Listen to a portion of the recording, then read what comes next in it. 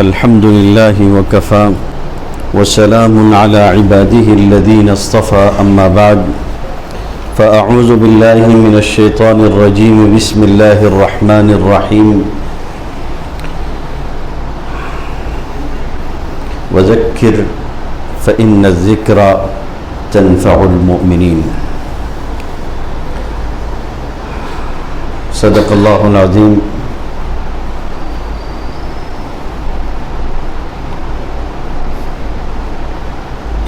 یہاں تشریف فرما سبھی علماء کرام، عمائدین شہر اور میری برادری یعنی طالب علم ساتھیوں، کچھ باتیں اس موقع پر بطور نصیحت نہیں بطور مذاکرہ آپ کے سامنے رکھنا،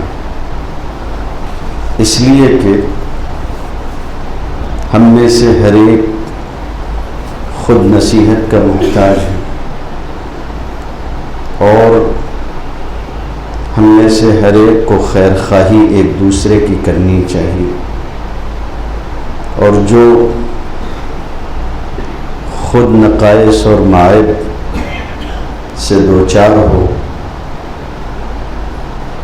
اور جسے اس کا اعتراف ہو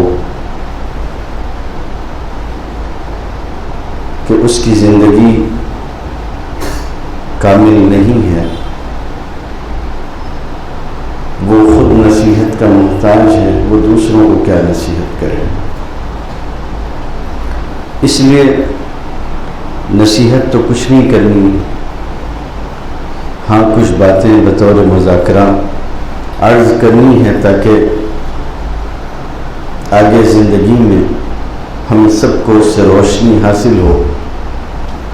یہ باتیں ظاہر ہیں وہی باتیں ہوں گی جو ہم نے اپنے بڑوں سے سنی ہیں، اس میں ہمارا اپنا کوئی کمال نہیں. سب سے پہلی بات جو آپ سے عرض کرنی ہے،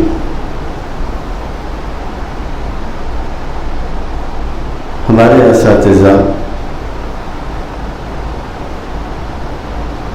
اکثر یہ بات کہتے رہے ہیں کہ کسی انسان کا عروج اس وقت تک ہوتا ہے، خصوصاً ایک طالب علم کا، جب تک اس کے دل میں اس بات کی تڑپ اور اس بات کی لگن باقی ہو کہ میں ناتمام ہوں، ابھی ادھورا ہوں. اور یہ فطری بات ہے کہ جو اپنے آپ کو ادھورا سمجھے گا وہ اپنی تکمیل کے لیے ہمیشہ جد و جہد کرتا رہے گا. فرماتے ہیں کہ جس دن بندے نے یہ خیال کیا کہ میں کامل ہو گیا ہوں، یہ اس کے زوال کا پہلا دن ہوتا ہے.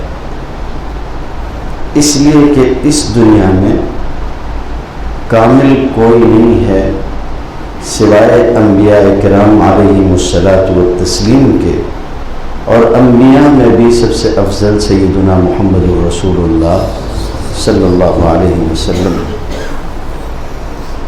یہی وجہ ہے کہ تمام شریعتوں اور تمام تر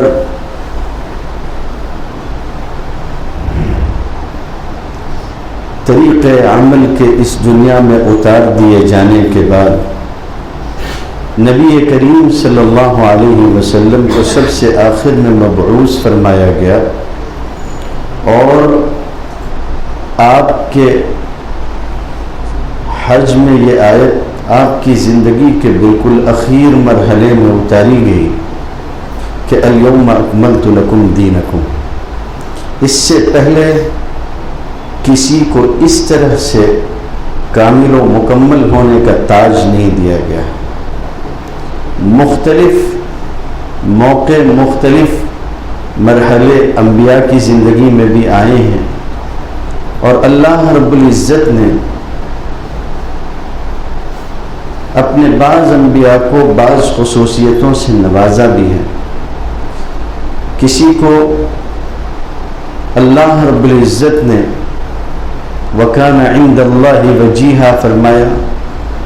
کسی کو یہ کہا کہ وجیہن فی الدنیا والآخرہ، کسی کے بارے میں کہا کہ مخلصا وَكَانَ رَسُولًا نَبِيًّا، کسی کے بارے میں کہا کہ صادق الوعد وَكَانَ رَسُولًا نَبِيًّا.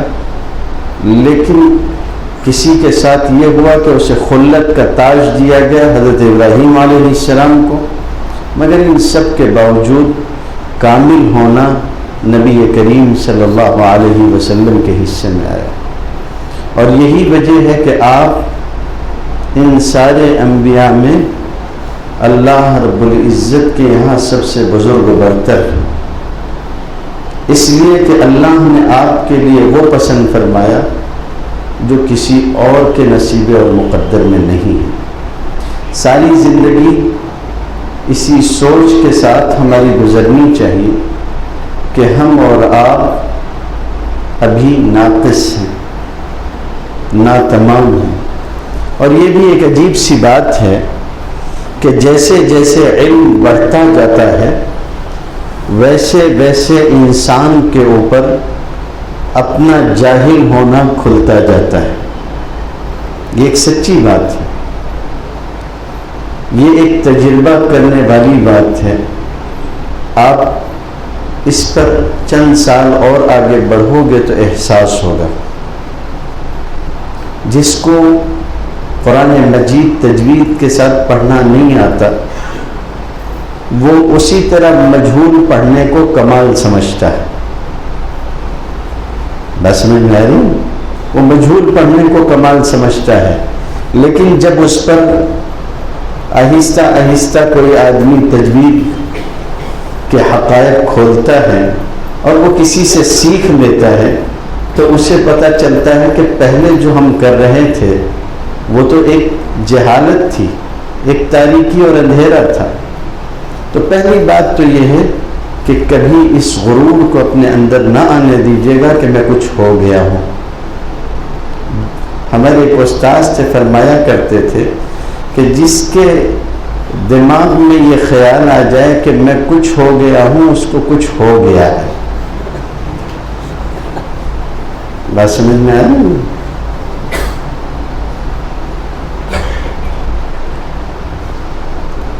موسیٰ علیہ السلام جیسا آدمی اللہ رب العزت نے انہیں کس مقام کا بنایا. یہ چھوٹی بات نہیں ہے کہ یہ کہنا کہ وہ اللہ کے ہاں ذی وجاہت ہیں، لیکن ننگے پیر بغیر کسی توشے کے انہوں نے صحرائے سینا پار کیا تھا. درختوں کے پتے کھاتے ہوئے اپنی زندگی کے وہ دن گزارے گئے. ایک آدمی جس نے محل میں پرورش پائی ہو،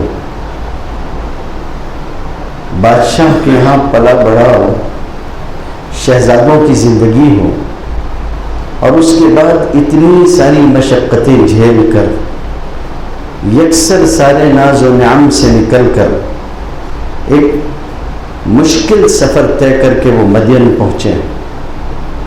زندگی میں نشیب و فراز آتے ہیں، ہمیشہ ایک جیسی نہیں رہتی، اونچ نیچ پیدا ہوتی ہے. کبھی دماغ میں یہ خیال نہ پیدا ہو. فرمایا کہ وہ لوگ جنہوں نے کفر و شرک کیا ہے، ان کے رہن سہن کو دیکھ کر آپ کو دھوکہ نہ لگے. نبی کریم صلی اللہ علیہ وسلم کو کہا جا رہا ہے تو تمہیں بھی اس کا احساس ہونا چاہیے. کہیں یہ خیال نہ پیدا ہو جائے زمانے کے نرم و گرم کو دیکھ کر، سرد و گرم کو، نرم و سخت کو دیکھ کر یہ خیال نہ پیدا ہو جائے کہ ہم تو دین کے خدمتگار ہیں، ہمارے ساتھ ایسا حال کیوں ہو رہا ہے. وہ جو نافرمانیاں کرنے والے ہیں انہیں تو سب کچھ ملتا ہے اور ہمارے ساتھ ایسی آزمائش اور ایسا امتحان نہیں. یہ جذبہ کبھی نہ پیدا، یہ احساس، یہ خیال کبھی نہ آیا. موسیٰ علیہ السلام نکل کر گئے، اور اس پریشانی کے عالم میں بھی جب بکریوں کو پانی پلا لیا تو ایک درخت کے نیچے بیٹھ کر کوئی شکوہ نہیں کیا تھا، بلکہ اللہ رب العزت سے جو درخواست کی ہے وہ یہی ہے کہ میں ایک عاجز بندہ ہوں اور میں آپ کی طرف سے مزید نعمتوں کا حقدار نہیں، طلبگار ہوں۔ جہاں ذرا سا کچھ دن گزرے نہیں، تھوڑی سی عبادتیں ہمارے اندر آئیں نہیں، کچھ اللہ کی کتاب کو ہم پڑھنے پڑھانے نہیں لگے، ایک عجب اور کبر پیدا ہونا شروع ہو جاتا ہے، اور ہم اپنے سوا کو یہ سمجھتے ہیں کہ یہ کیا خدمت انجام دے رہے ہیں۔ قرآن ہم پڑھتے ہیں، صبح شام تلاوت کرتے ہیں، اتنی نیکیاں ہمارے پاس جمع ہیں، فلاں ہیں فلاں ہیں۔ مولانا محمود اشرف عثمانی دامت برکاتہم بہت بڑی شخصیت ہے، مفتی تقی کے خانوادے سے ہیں، دارالعلوم کراچی کے بڑے ذمہ داروں میں سے ہیں۔ فرماتے ہیں کہ بزرگ مت بننا، انسان بننا۔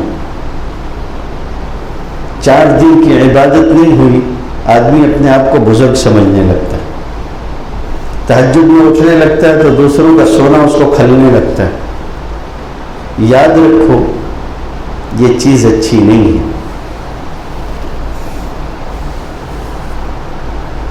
شیخ سعدی رحمۃ اللہ علیہ کے بارے میں آتا ہے کہ شیخ سعدی رحمۃ اللہ علیہ نے ایک سفر اپنے والد صاحب کے ساتھ کیا، سمجھنے کی چیز۔ اس سفر میں قافلے جو چلا کرتے تھے دن بھر چلتے تھے، شام ہوئی تو کسی جگہ منزل دیکھ کے ٹھہر جایا کرتے تھے۔ سارے دن چلتے رہے، شام ہوئی ٹھہر گئے۔ اس کے بعد نتیجہ یہ ہوا کہ قافلے والے تو دن بھر کے چلے ہوئے تھے، تھک کے سو گئے۔ اور یوں بھی سفر میں بہت ساری رعایتیں ہوتی ہیں، جب فرض اللہ رب العزت نے آدھا کر دیا تو اور چیزوں میں بھی رعایت ہوتی ہے۔ رات قافلے والے سوئے، تہجد کے وقت شیخ سعدی کے والد اٹھے تو شیخ سعدی بھی اٹھ گئے اور ساتھ میں اٹھ کے تہجد کی نماز پڑھی۔ نماز پڑھنے کے بعد بیٹھے تو کہنے لگے اپنے والد سے کہ کیسے غافل لوگ ہیں، پڑے سوتے ہیں۔ تو ان کے باپ نے ان کو نصیحت کی تھی کہ بیٹا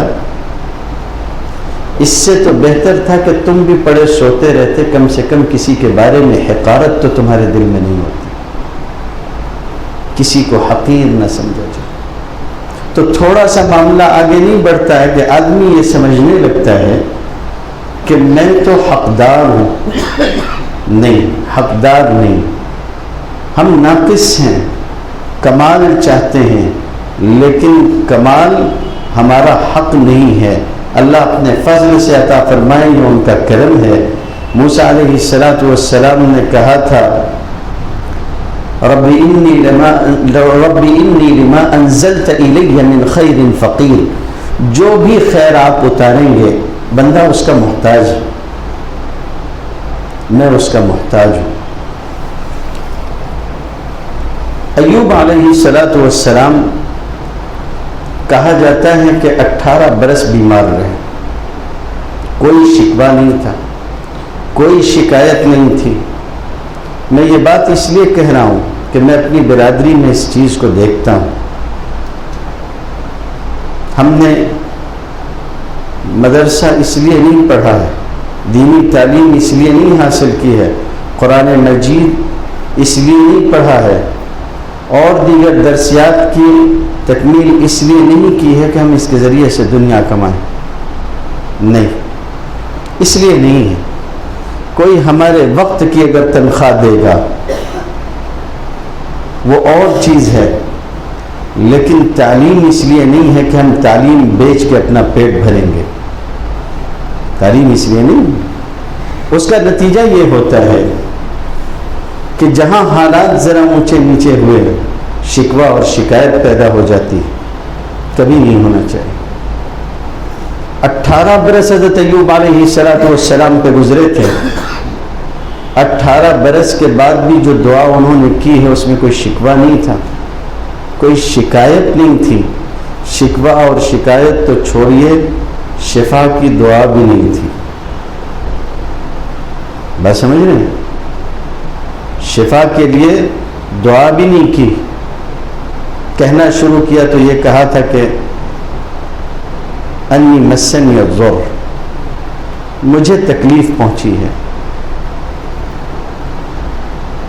یہ شکایت نہیں ہے, شکوہ نہیں ہے, بلکہ یہ تھا کہ اللہ رب العزت کے سامنے پیش کر رہے ہیں کہ میں مبتلا آزمائش ہوں. انی مسنی الضر, لیکن یہ نہیں کہا اس سے آگے کہ آپ مجھے شفا دے دیں, بلکہ یہ کہا کہ انت ارحم الراحمین, آپ اپنے بندوں سے زیادہ رحم کرنے والے ہیں. متولی شعرابی نے اس کا ترجمہ یہی کیا ہے, اور وہ یہ کہتے ہیں کہ کہنے کا مطلب یہ ہے کہ آپ مجھ پر میرے نفس سے زیادہ رحم کرنے والے اور شفقت کرنے والے ہیں. اور حقیقت یہی ہے, رحیم کے معنی یہی ہوتے ہیں. ارحم الراحمین, آپ سب سے زیادہ رحم کرنے والے ہیں. میں اپنی ذات پہ جتنا رحم کر سکتا ہوں اس سے بھی زیادہ رحم کرنے والے آپ ہیں. اب اگر اس مصیبت میں مبتلا رہنا میرے لیے عافیت کا ذریعہ ہے تو ٹھیک, اور اگر اس مصیبت سے نکل جانا میرے لیے عافیت رکھتا ہے تب بھی ٹھیک. آپ رحیم ہیں, آپ سمجھیں کہ کیا کرنا ہے. شفا کی دعا تک نہیں کی انہوں نے. بندے کے اندر تجویز نہیں ہونی چاہیے, تفویض ہونی چاہیے, تجویز نہ ہو. اکثر ایسا ہوتا ہے, دیکھا گیا ہے کہ لوگ تجویز کو پیش کرتے ہیں اور اس کا نتیجہ یہ ہے کہ ساری زندگی پریشان رہتے ہیں. تجویز ہوتی ہے, ایسا ہو جاتا تو اچھا تھا, وہ ہوتا تو اچھا تھا, فلاں ہوتا تو بہتر ہوتا, میں تو یہ چاہتا ہوں کہ اللہ ایسا فرما دیں, میرے ساتھ یہ ہو جائے, وہ ہو جائے, اور فلاں ہو جائے, اور فلاں ہو جائے. وَأُفَوِّضُ أَمْرِي إِلَى اللَّهِ, میں نے اپنا معاملہ اپنے اللہ کے سپرد کیا. یہ تفویض ہے. اب آگے کیا ہو رہا ہے وہ جانے دیجیے. ایک مرتبہ ایک بزرگ کے پاس ان کا مرید آیا. اب مرید آیا تو اس نے پوچھا کہ حضرت کیسی گزر رہی ہے آج کل؟ تو کہنے لگے کہ چونکہ آج کل سب کچھ دنیا میں میری مرضی سے ہوتا ہے اس لیے بہت اچھی گزر رہی ہے, کوئی شکوہ نہیں ہے, اب تو سب میری مرضی سے ہوتا ہے. تو کہنے لگے کہ حضرت یہ مقام تو سیدنا محمد رسول اللہ صلی اللہ علیہ وسلم کا بھی نہیں ہے. جو ہوتا ہے وہ اللہ کی مرضی سے ہوتا ہے, یدبر الامر. تو یہ کیسے آپ فرما رہے ہیں کہ جو ہوتا ہے آپ کی مرضی سے ہوتا ہے؟ کہنے لگے کہ میں نے اپنی مرضی کو اللہ کی مرضی میں فنا کر دیا ہے. میں نے اپنی مرضی کو اللہ کی مرضی میں فنا کر دیا, میری کوئی رائے نہیں ہے اب. تو نتیجہ یہ ہے کہ جو ان کی رائے ہے, جو ان کا فیصلہ ہے, وہی میرا فیصلہ ہوتا ہے. اس لیے جو ہوتا ہے میں اس پر میں خوش رہتا ہوں. حضرت مولانا رشید احمد گنگوہی سے پوچھا گیا تھا کہ اب آپ کی کیفیت کیا ہے؟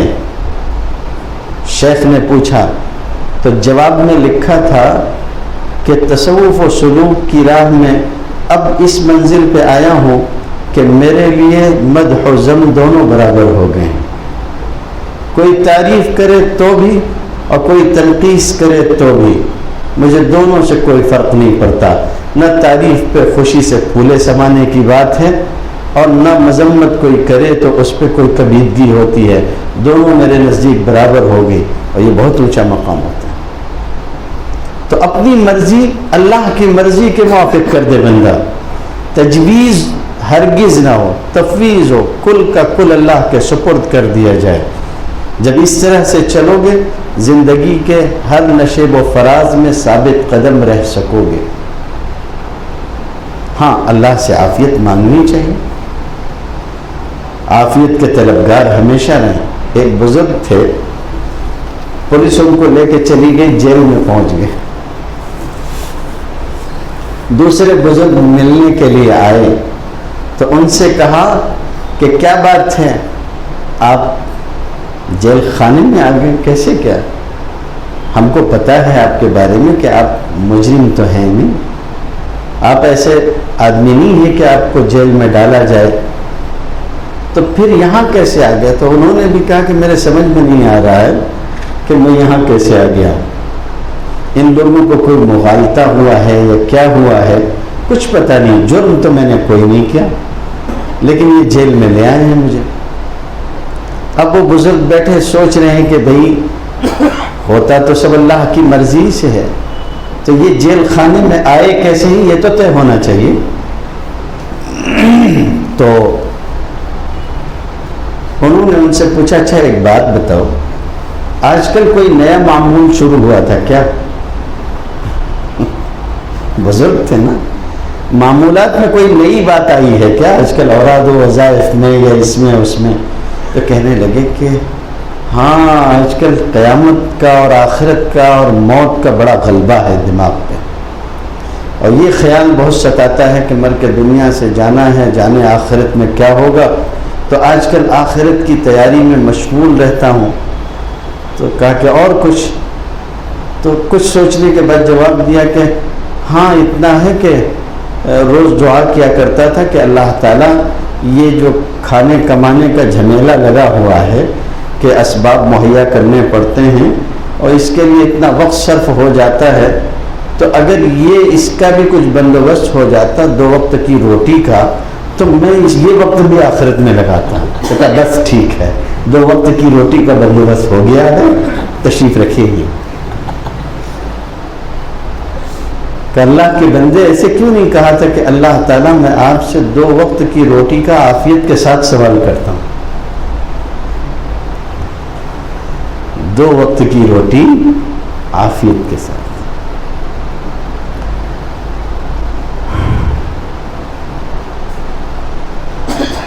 تو ایک چیز ہے اللہ کی طرف سے نوازا جانا، اللہ نے آپ کو نوازا ہے، اس میں کوئی دو رائے نہیں۔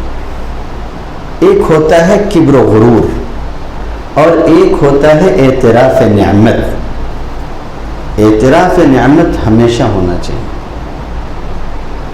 علماء لکھتے ہیں کہ اللہ نے جس کو حفظ قرآن مجید کی دولت سے مالا مال فرمایا ہو اور اس کے بعد وہ یہ سمجھے کہ فلاں کو جو نعمت ملی ہے وہ مجھ سے بڑی ہے، مجھ کو جو نعمت ملی اس سے زائد ہے، تو اس نے قرآن مجید کی نعمت کی قدر نہیں کی، ناشکری کی اس نے۔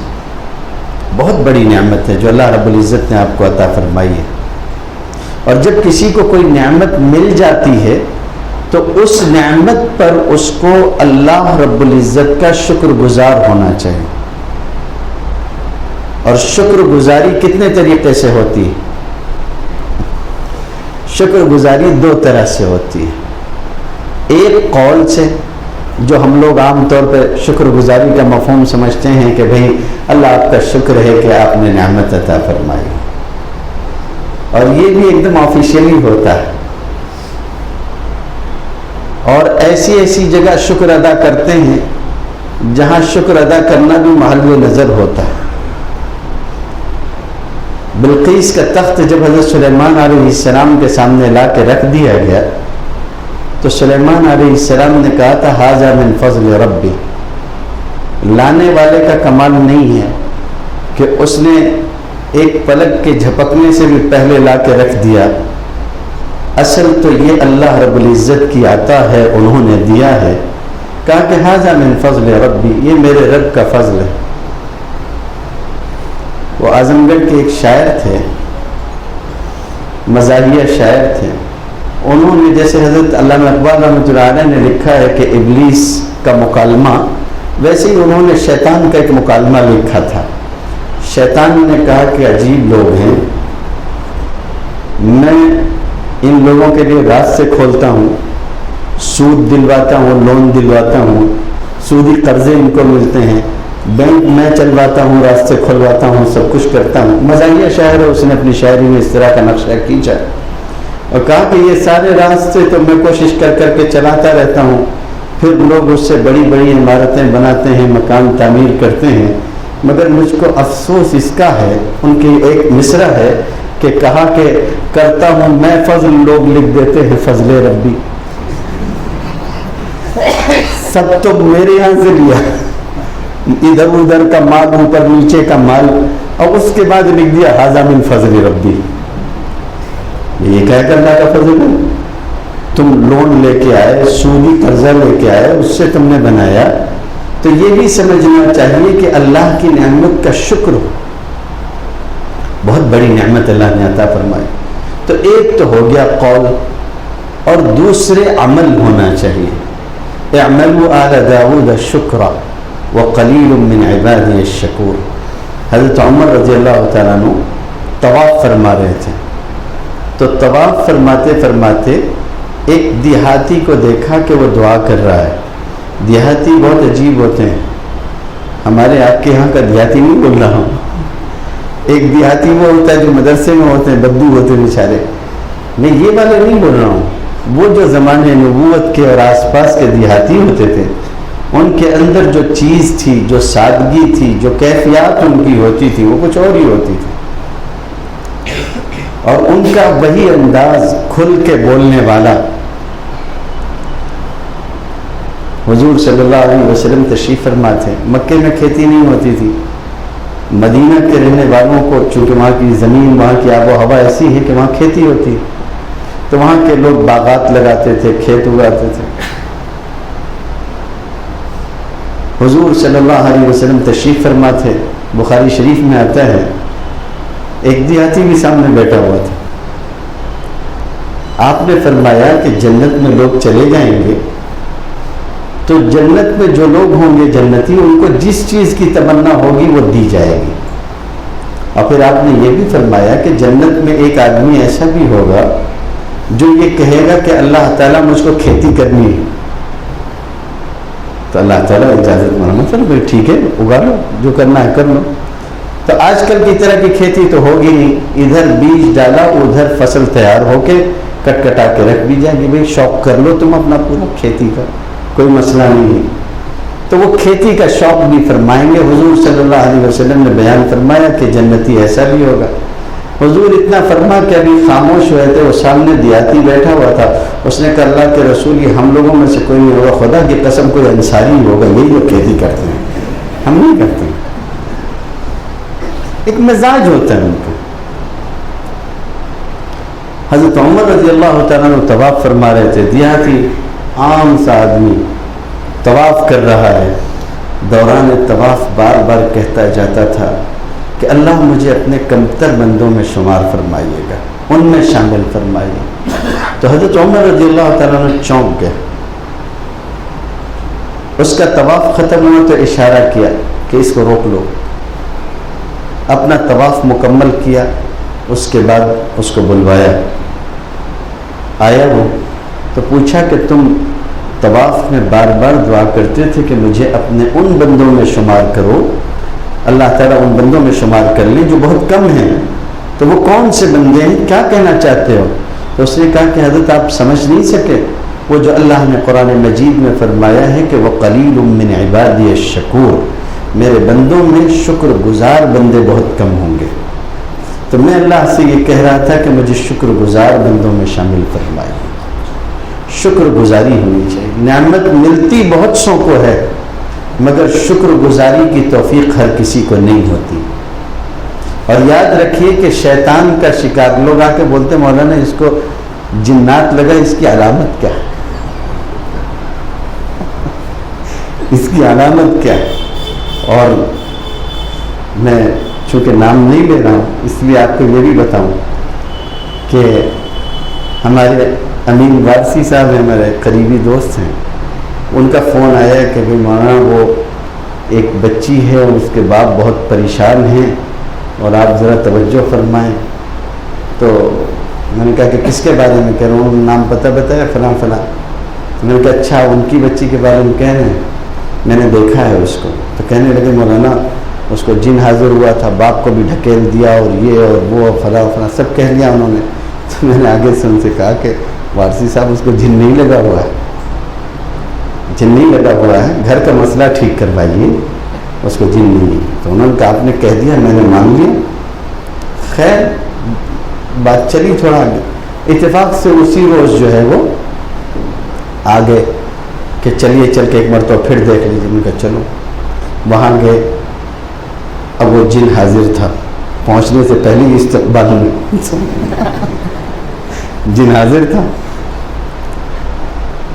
اب پہنچے، بات چیت شروع ہوئی۔ میں نے ان سب کو باہر کر دیا، اس کا شوہر تھا۔ بات کرنا شروع کی تو ان کو کہا کہ بھئی دیکھو مجھے پتا ہے، گھر کے حالات بتاؤ۔ تو شروع میں تو جن بول رہا تھا میرا نام عبد الرحمن ہے، تھوڑی دیر میں بولتے بولتے بولنے لگی یہ مجھ کو بہت مارتے ہیں۔ بات سمجھ میں آئی؟ اب جن چلا گیا۔ تو میں نے ان سے کہا کہ بھئی آپ مجھ کو آپ کی شکایات لکھ کے دے دو، میں شکایات رفع کروا دوں گا بس۔ تو لوگ پوچھتے ہیں کہ جن لگا ہوا ہے اس کی علامت کیا ہے؟ کسی کو شیطان لگ جائے اس کی علامت جانتے ہیں؟ کسی کو شیطان لگ جائے اس کی علامت یہ ہے کہ بندہ ناشکرہ ہو جاتا ہے، بندہ ناشکرہ ہو جاتا ہے۔ اللہ رب العزت سے شیطان نے کہا تھا کہ یہ آپ کے بندے ہیں، میں ان کو بہکاؤں گا، چونکہ آپ نے مجھ کو اپنے دروازے سے باہر کر دیا تو اب میں بھی ان کو بہکاؤں گا، آپ مجھے اجازت دیں۔ اللہ تعالیٰ نے اجازت دے دی۔ تو اس نے کہا تھا کہ ثم لآتینہم من بین ایدیہم ومن خلفہم وعن ایمانہم وعن شمائلہم، اب دائیں سے بھی آؤں گا، بائیں سے بھی آؤں گا، آگے سے بھی آؤں گا، پیچھے سے بھی آؤں گا۔ ولا تجد اکثرہم شاکرین، اور ان میں سے جن کے اوپر میرا جادو چل جائے گا اکثر کو آپ ناشکرہ پاؤ گے۔ یہ خود شیطان نے کہا۔ اور یہ یاد رکھنا کہ قرآن کی دولت ملی ہے، تھامے رہو۔ اگر نہیں تھامو گے تو اس کا دوسرا متن ہے، دوسرا جو اس کا عکس ہے وہ بالکل کھول کے اللہ رب العزت نے بیان فرمایا۔ وَمَن يَعْشُ عَنْ ذِكْرِ الرَّحْمَنِ نُقَيِّضْ لَهُ شَيْطَانًا فَهُوَ لَهُ قَرِينٌ، جو ہمارے ذکر یعنی قرآن مجید سے منہ موڑ کے زندگی گزارے گا ہم ایک شیطان کو اس کا ساتھی بنا دیں گے۔ جنہوں نے قرآن نہیں پڑھا ہے ایسے لوگ چونکہ عام مجمع یہاں نہیں ہے، ورنہ ان سے کہتا کہ نہیں پڑھنے والے اس کے زیادہ مستحق ہیں، لیکن جس نے پڑھ لیا ہے وہ بھی اگر منہ موڑے گا تو اس کو یہ خطرہ ہے۔ اس لیے قرآن مجید سے کبھی دوری نہ ہو، مستقل تعلق، عملاً شکر ادا کرو۔ بھئی آپ کے گھر میں اگر اللہ رب العزت نے کوئی پھل بھیج دیا ہو، موسم والا، بغیر موسم کی تو اپنی اوقات نہیں ہے، وہ اور لوگ تھے جن کو بغیر موسم کے پھل ملتے تھے۔ وجد عندہا رزقا، تو وہ اور لوگ تھے۔ ہمارے یہاں موسم کے پھل آ جائیں یہی بہت ہے، آگے اللہ نے اپنے فضل سے دے دیا، کرم سے دے دیا۔ اور یہ میں اس لیے بار بار کہتا ہوں، ابن سید الناس بہت بڑے بزرگ تھے۔ ایک مرتبہ لوگ ان کے پاس آئے، اپنی اوقات کبھی نہیں بھولنا چاہیے۔ ایک مرتبہ لوگ ان کے پاس آئے تو آ کے کہنے لگے کہ بارش نہیں ہو رہی ہے، بہت پریشانی کا عالم ہے، رحمت کے اترنے میں تاخیر ہو رہی ہے، اس لیے دعا فرما دیں تاکہ آسمان سے رحمت اتر جائے۔ تو فرمانے لگے کہ اتستبتئون بالرحم وانا استبتی بالرجم، تم یہ سمجھتے ہو کہ آسمان سے رحمت کے اترنے میں تاخیر ہو رہی ہے، اور میں اپنے اعمال کو دیکھ کر یہ سمجھتا ہوں کہ آسمان سے اللہ پتھروں کی بارش برسانے میں تاخیر فرما رہا ہے۔ اپنی اوقات کبھی نہیں بھولنا چاہیے۔ ہم کو جو ملتا ہے اس میں ایک رتی برابر بھی ہمارے اعمال کا دخل نہیں ہے، محض اللہ کا فضل و کرم ہے کہ ہم جی رہے ہیں۔ تو اگر موسم کے پھل بھی مل جائیں تو اپنے اعمال کے مقابلے میں تو غنیمت ہے، اس لیے کہ پتھر جسے کھانے تھے اس کو اگر اللہ اپنی نعمتیں کھانے کو دے دے یہ اس کا بہت احسان ہے۔ اب اگر مل گئے ہیں تو آپ کیا کریں گے؟ اس کو فریج میں رکھ دیں گے اور اس کو بار بار دیکھ کے کہیں گے اللہ آپ کا بڑا شکر ہے کہ آپ نے دیا ہے، آپ کا بڑا شکر ہے کہ آپ نے دیا ہے، یا آپ اس کو برتیں گے بھی؟ قرآن مجید کی نعمت دی ہے، صرف یہ کہنے سے کام نہیں چلے گا کہ آپ کا شکر ہے کہ آپ نے مجھ کو حافظ بنایا ہے، یہ نعمت برتنے کی چیز ہے۔ پڑھیے، خوب پڑھیے، اور یہ یاد رکھیے کہ قرآن مجید کا تعلق تہجد کی نماز سے خاص ہے۔ اس کی کیا بات کی جائے، ایک دل چن کے نکالا گیا۔ ان اللہ نظر الى قلوب العباد فوجد قلب محمد صلی اللہ علیہ وسلم خیر قلوب العباد فاصطفاہ لرسالته۔ اللہ نے لوگوں کے دلوں کی طرف دیکھا، عالم ارواح میں کس کے دل کیسے ہیں، جو سب سے بہترین دل تھا اس دل کو سیدنا محمد الرسول اللہ صلی اللہ علیہ وسلم کا دل، تو اس دل کو اپنی رسالت کے لیے چن لیا۔ آپ سب سے افضل رسول ہیں، اس دل پہ قرآن مجید اتارنے کی بات ہوئی۔ کتنا صاف، کتنا پاک، کیسا مزکا دل ہوگا۔ انبیاء اور رسول، نبی نیچے درجے پہ ہوتا ہے، رسول اس سے اوپر ہوتا ہے۔ رسولوں میں بھی 5 رسول وہ ہیں جو اولو العزم کہلاتے ہیں، جیسا کہ نبی کریم صلی اللہ علیہ وسلم سے کہا گیا کہ فاصبر کما صبر اولو العزم من الرسل۔ تو اولو العزم رسولوں میں 5 ہیں، ان میں سے ایک نبی کریم صلی اللہ علیہ وسلم، ان میں بھی سب سے افضل۔ تو آپ سب سے افضل ہیں، آپ کے دل پہ قرآن مجید اتارنے کی بات ہوئی تو آپ سے بھی کہا گیا کہ یا ایھا المزمل قم اللیل الا قلیلا نصفہ او انقص منہ قلیلا او زد علیہ ورتل القرآن ترتیلا انا سنلقی علیک قولا ثقیلا۔ ہم آپ کے اوپر ایک بڑا بھاری وزنی کلام اتارنے والے ہیں، اس لیے یہ رات کا جاگنا آپ کا پایا جانا چاہیے۔ علماء اکرام نے لکھا ہے کہ جو بندہ تہجد میں قرآن مجید کی تلاوت کرتا ہے، جو حافظ کبھی نہیں بھولتا، اگرچہ کہ نبی کریم صلی اللہ علیہ وسلم نے یہ فرمایا ہے کہ قرآن مجید لوگوں دلوں میں سے نکل جانے میں اونٹ سے زیادہ شدید ہے۔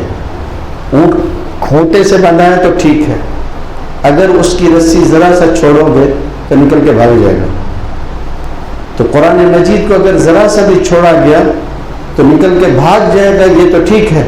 حضور صلی اللہ علیہ وسلم نے فرمایا کہ دلوں سے نکل جاتا ہے، لیکن اگر تہجد کے وقت پڑھنا پایا جائے گا تو علماء نے اپنا تجربہ لکھا ہے کہ کبھی نہیں بھولتا بندہ۔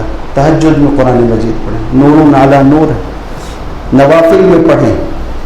بعض مدارس میں ہم نے دیکھا، شاہ صاحب کے یہاں بھی مزاج تھا، شاہ براء الحق رحمۃ اللہ علیہ کے یہاں نوافل میں قرآن پڑھے جاتے تھے۔ دور ہوگا نوافل میں ہوگا، مغرب کے بعد جو ہے وہ پڑھی جاتی تھی، عوامین پڑھی جاتی تھی، اور لوگ جو ہے اس میں قرآن مجید سناتے تھے، ایک حافظ دوسرے حافظ کو سناتا تھا ساتھ میں لے کے۔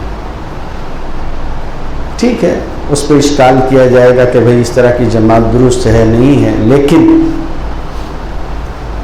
نوافل میں قرآن مجید پڑھے جائیں، تہجد میں پڑھیے، اپنا اپنا پڑھیے مگر قرآن مجید کو پڑھیے۔ تو شکر کرتے رہیں، شکر، اور یہ بھی یاد رکھیں کہ نعمتیں آتی ہیں امتحان کے لیے بھی۔ لوگ خالی یہی سمجھتے ہیں کہ نعمتیں آتی ہیں انعام کے لیے، نہیں، نعمتیں امتحان کے لیے بھی آتی ہیں۔ حضرت سلیمان علیہ السلام نے کہا ہے کہ لیبلونی ااشکر ام اکفر، یہ اللہ کی طرف سے میرا امتحان ہے کہ میں شکر گزاری کرتا ہوں یا ناشکری سے کام لیتا ہوں۔ ایک طرف عمل ہونا چاہیے اور دوسری طرف اللہ سے مانگنا پایا جانا چاہیے، یہ مومنین کا طریقہ ہے۔ ایک طرف عمل ہو، دوسری طرف خدا سے دعا ہو۔ جیسے متشابہات کے بارے میں دیکھا ہوگا آپ نے، وہ آیتیں جن کے احکام اللہ تعالیٰ نے جان بوجھ کے مبہم چھوڑے ہیں۔ سورہ آل عمران کے بالکل شروع کی جو 3-4 آیات ہیں، وہاں سے مسئلہ شروع ہوتا ہے۔ اس میں سب سے پہلی بات یہ ہے کہ آپ کا ایک عمل ہو، اور وہ یہ ہے کہ یہ جو بھی آیتیں ہیں میں مانتا ہوں کہ اللہ کی طرف سے ہیں، کل من عند ربنا، سب ہمارے رب کی طرف سے ہیں۔ دوسری بات یہ ہے کہ اللہ رب العزت سے دعا ہو کہ ربنا لا تزغ قلوبنا بعد اذ هديتنا وهب لنا من لدنك رحمة انك انت الوهاب، کہ اللہ ہمارے دلوں کو ٹیڑھا نہ فرمائیے گا ہدایت کے بعد۔ تو یہ طریقہ ہوتا ہے۔ تو قول سے شکر ادا کرو، عمل سے شکر ادا کرو، اور اللہ سے شکر کی توفیق بھی دعا کر کر کے مانگا کرو۔ اور کیسے مانگیں گے وہ بھی اللہ رب العزت نے سکھایا ہے۔ رب اوزعنی ان اشکر نعمتک التی انعمت علی، مجھے نعمتوں پہ شکر کرنے کی توفیق عنایت کی جائے، مجھے نعمتوں پر شکر کی توفیق عنایت کی جائے۔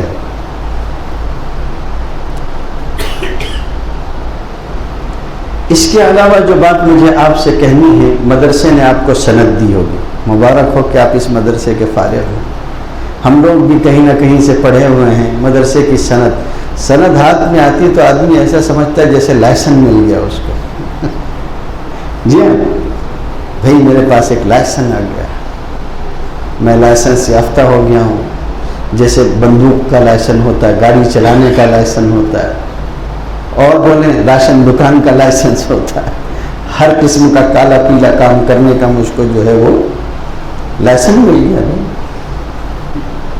یاد رکھو، کوئی بھی سند اس وقت تک کارگر نہیں ہوگی جب تک دو چیزیں نہ ہوں۔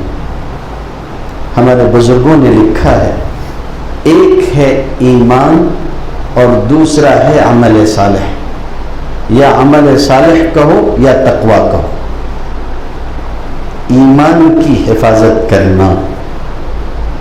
ہم لوگ عالم ہو جاتے ہیں نا، میں اپنے آپ کو کہہ رہا ہوں، تو نتیجہ کیا ہوتا ہے جانتے ہیں؟ ہم لوگ یہ سمجھتے ہیں کہ اب اپنے ایمان پہ تو مہر لگ گئی، میں اب دوسروں کے ایمان کا محافظ ہوں، میں دوسروں کا ایمان بچاؤں گا، خود کے ایمان کا پتہ نہیں ٹھکانہ نہیں ہے، دوسروں کا ایمان میں بچاؤں گا۔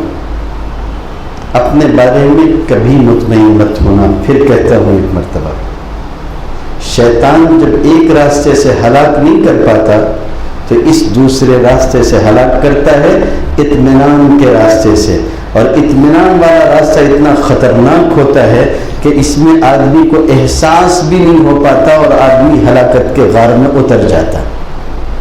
مولانا منظور نعمانی صاحب رحمۃ اللہ علیہ حضرت مولانا الیاس صاحب رحمۃ اللہ علیہ کے پاس پہنچے، دعوت و تبلیغ کو عالم عرب میں متعارف کرانے میں جن دو لوگوں کا بہت بڑا ہاتھ ہے، ان میں ایک حضرت مولانا منظور نعمانی صاحب ہیں اور دوسرے حضرت مولانا ابو الحسن علی میاں ندوی رحمۃ اللہ علیہ۔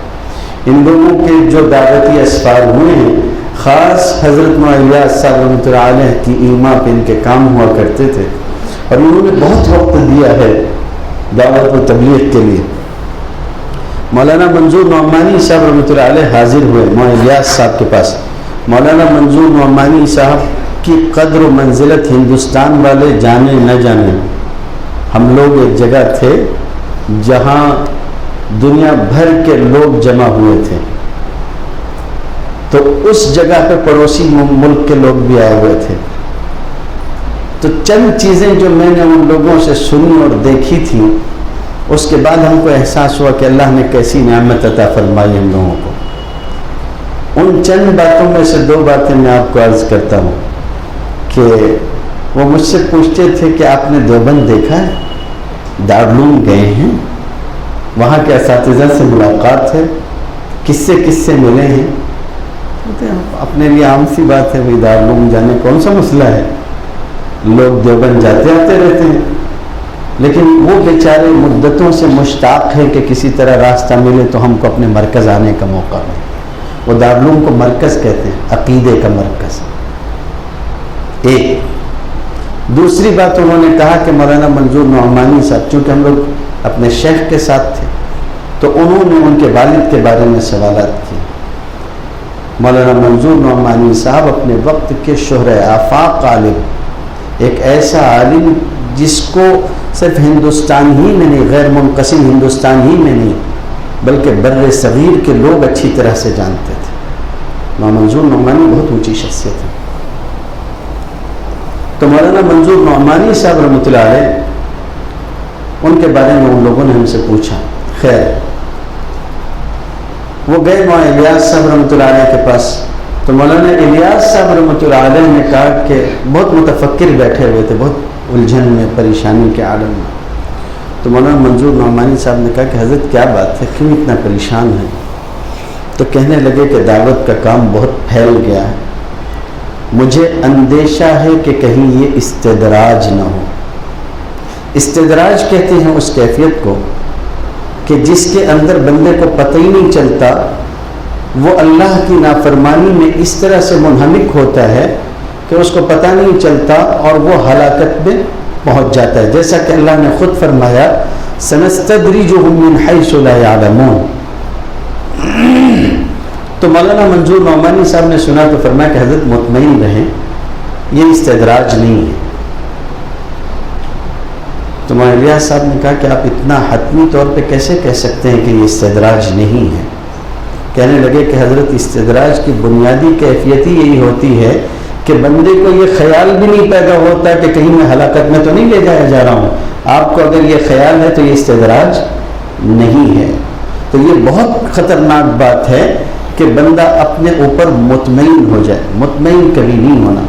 سب سے پہلی چیز ہے ایمان خود کا بچانے کی کوشش کرو کہ میرا ایمان سلامت رہے۔ ایک بزرگ تھے، سفر میں گئے تو خالی کشف و الہام بزرگوں کو ہوتا ہے، چوروں کو نہیں ہوتا۔ ہاں، چور بھی پوری خبر رکھتے ہیں۔ ادھر بزرگ نکلے، خبر ہوئی کہ اتنے دن کے لیے مریدین کے ساتھ قافلہ نکلا ہے، اب اتنے دن بعد لوٹ کے آئیں گے۔ لوٹ کے آئے تو دیکھا کہ کواڑ ٹوٹے ہوئے ہیں اور سامان سب غائب ہے۔ ٹھیک، کوئی حرج نہیں، کھڑے ہو گئے ویسے ہی اسی عالم میں گھر کے اندر گئے اور کھڑے ہو گئے بیچ میں اور ہاتھ اٹھا کے دعا مانگنے لگے اور دعا کرتے کرتے کہتے جاتے تھے کہ اللہ تیرا شکر ہے، اللہ تیرا شکر ہے۔ ہر آدمی ذہین نہیں ہوتا، مریدین میں بعض بہت خاص قسم کے مریدین بھی ہوتے ہیں جو پیروں کے بھی درجات بلند کرنے کے لیے اللہ بھیجتا ہے، معلوم ہے کیا؟ ان کو جھیل کے پیروں کے بھی درجات بلند ہوتے ہیں، معلوم؟ ایک مرید تھا، ایک دیہاتی تھا، مرید ہونے کے لیے آیا حضرت مولانا رشید احمد گنگوہی نور اللہ مرقدہ کے پاس۔ حضرت سے کہا کہ مرید کر لے، دیہاتی تھا تو کہا مرید کر لے۔ تو حضرت نے کہا غور کر لو، استخارہ کر لو، سوچ لو، یہ آسان سودا نہیں ہے، مرید ہوگے تو پھر بہت ساری پابندیاں آئیں گی نا، تو ایسا نہیں ہے، پہلے سوچ لو کہ مرید ہوگے، ہو سکو گے، پابندیاں نبھا سکو گے تو پھر ٹھیک ہے ہم بیعت کر لیں گے، کوئی مسئلہ نہیں۔ تو اس نے کہا اچھا ٹھہر جاؤ۔ کچھ دیر غور کیا، اس کے بعد اس نے کہا میں نے سوچ لیا ہے مرید ہونا بہت مشکل ہے تو پیر ہی بنا لو۔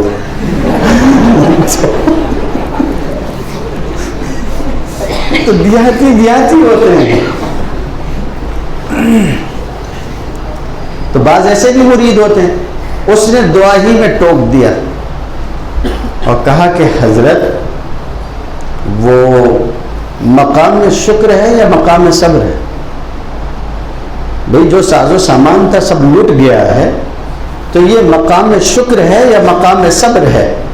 تو حضرت کہنے لگے، ویسے دعا ہی میں ہاتھ اٹھائے، دعا میں ہی اس کو کوئی جواب نہیں دیا، دعا کرتے کرتے کہنے لگے کہ اللہ تیرا شکر ہے کہ تو نے سامان کا چور شیطان بھیجا، اس نے سامان کا چور بھیجا کہ اس نے سامان چوری کر لیا، تیرا شکر ہے کہ تو نے ایمان کا چور شیطان نہیں بھیجا۔ سامان تو آج نہیں کل پیدا ہو جائے گا، لیکن اگر ایمان چلا جاتا تو کیا کرتا؟ تیرا کرم ہے کہ دنیا گئی، آخرت تو نہیں گئی۔ تو کبھی مطمئن نہیں ہونا۔ جو آدمی مطمئن ہو جاتا ہے، جانتے کیا ہوتا ہے؟ وہ اپنی آخرت پہ اپنی دنیا کو ترجیح دینے لگتا ہے، وہ اپنی آخرت پہ اپنی دنیا کو ترجیح دینے لگتا ہے۔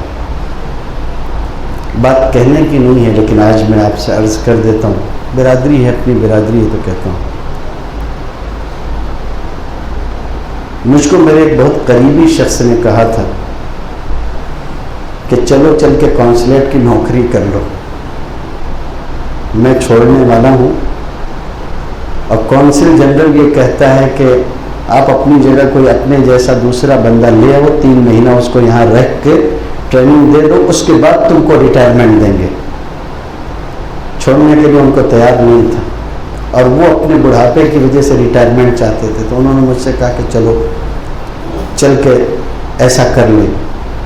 تو میں نے ان سے یہی کہا تھا کہ قوم نے ہم کو ایک ایک پائی کا چندہ دے کے اس لیے نہیں پڑھایا ہے کہ جب پڑھ لیں تو وہاں جا کے اپنی دنیا بنانے لگے۔ ہم یہ نہیں کریں گے، ہم نہیں چھوڑ کے جائیں گے۔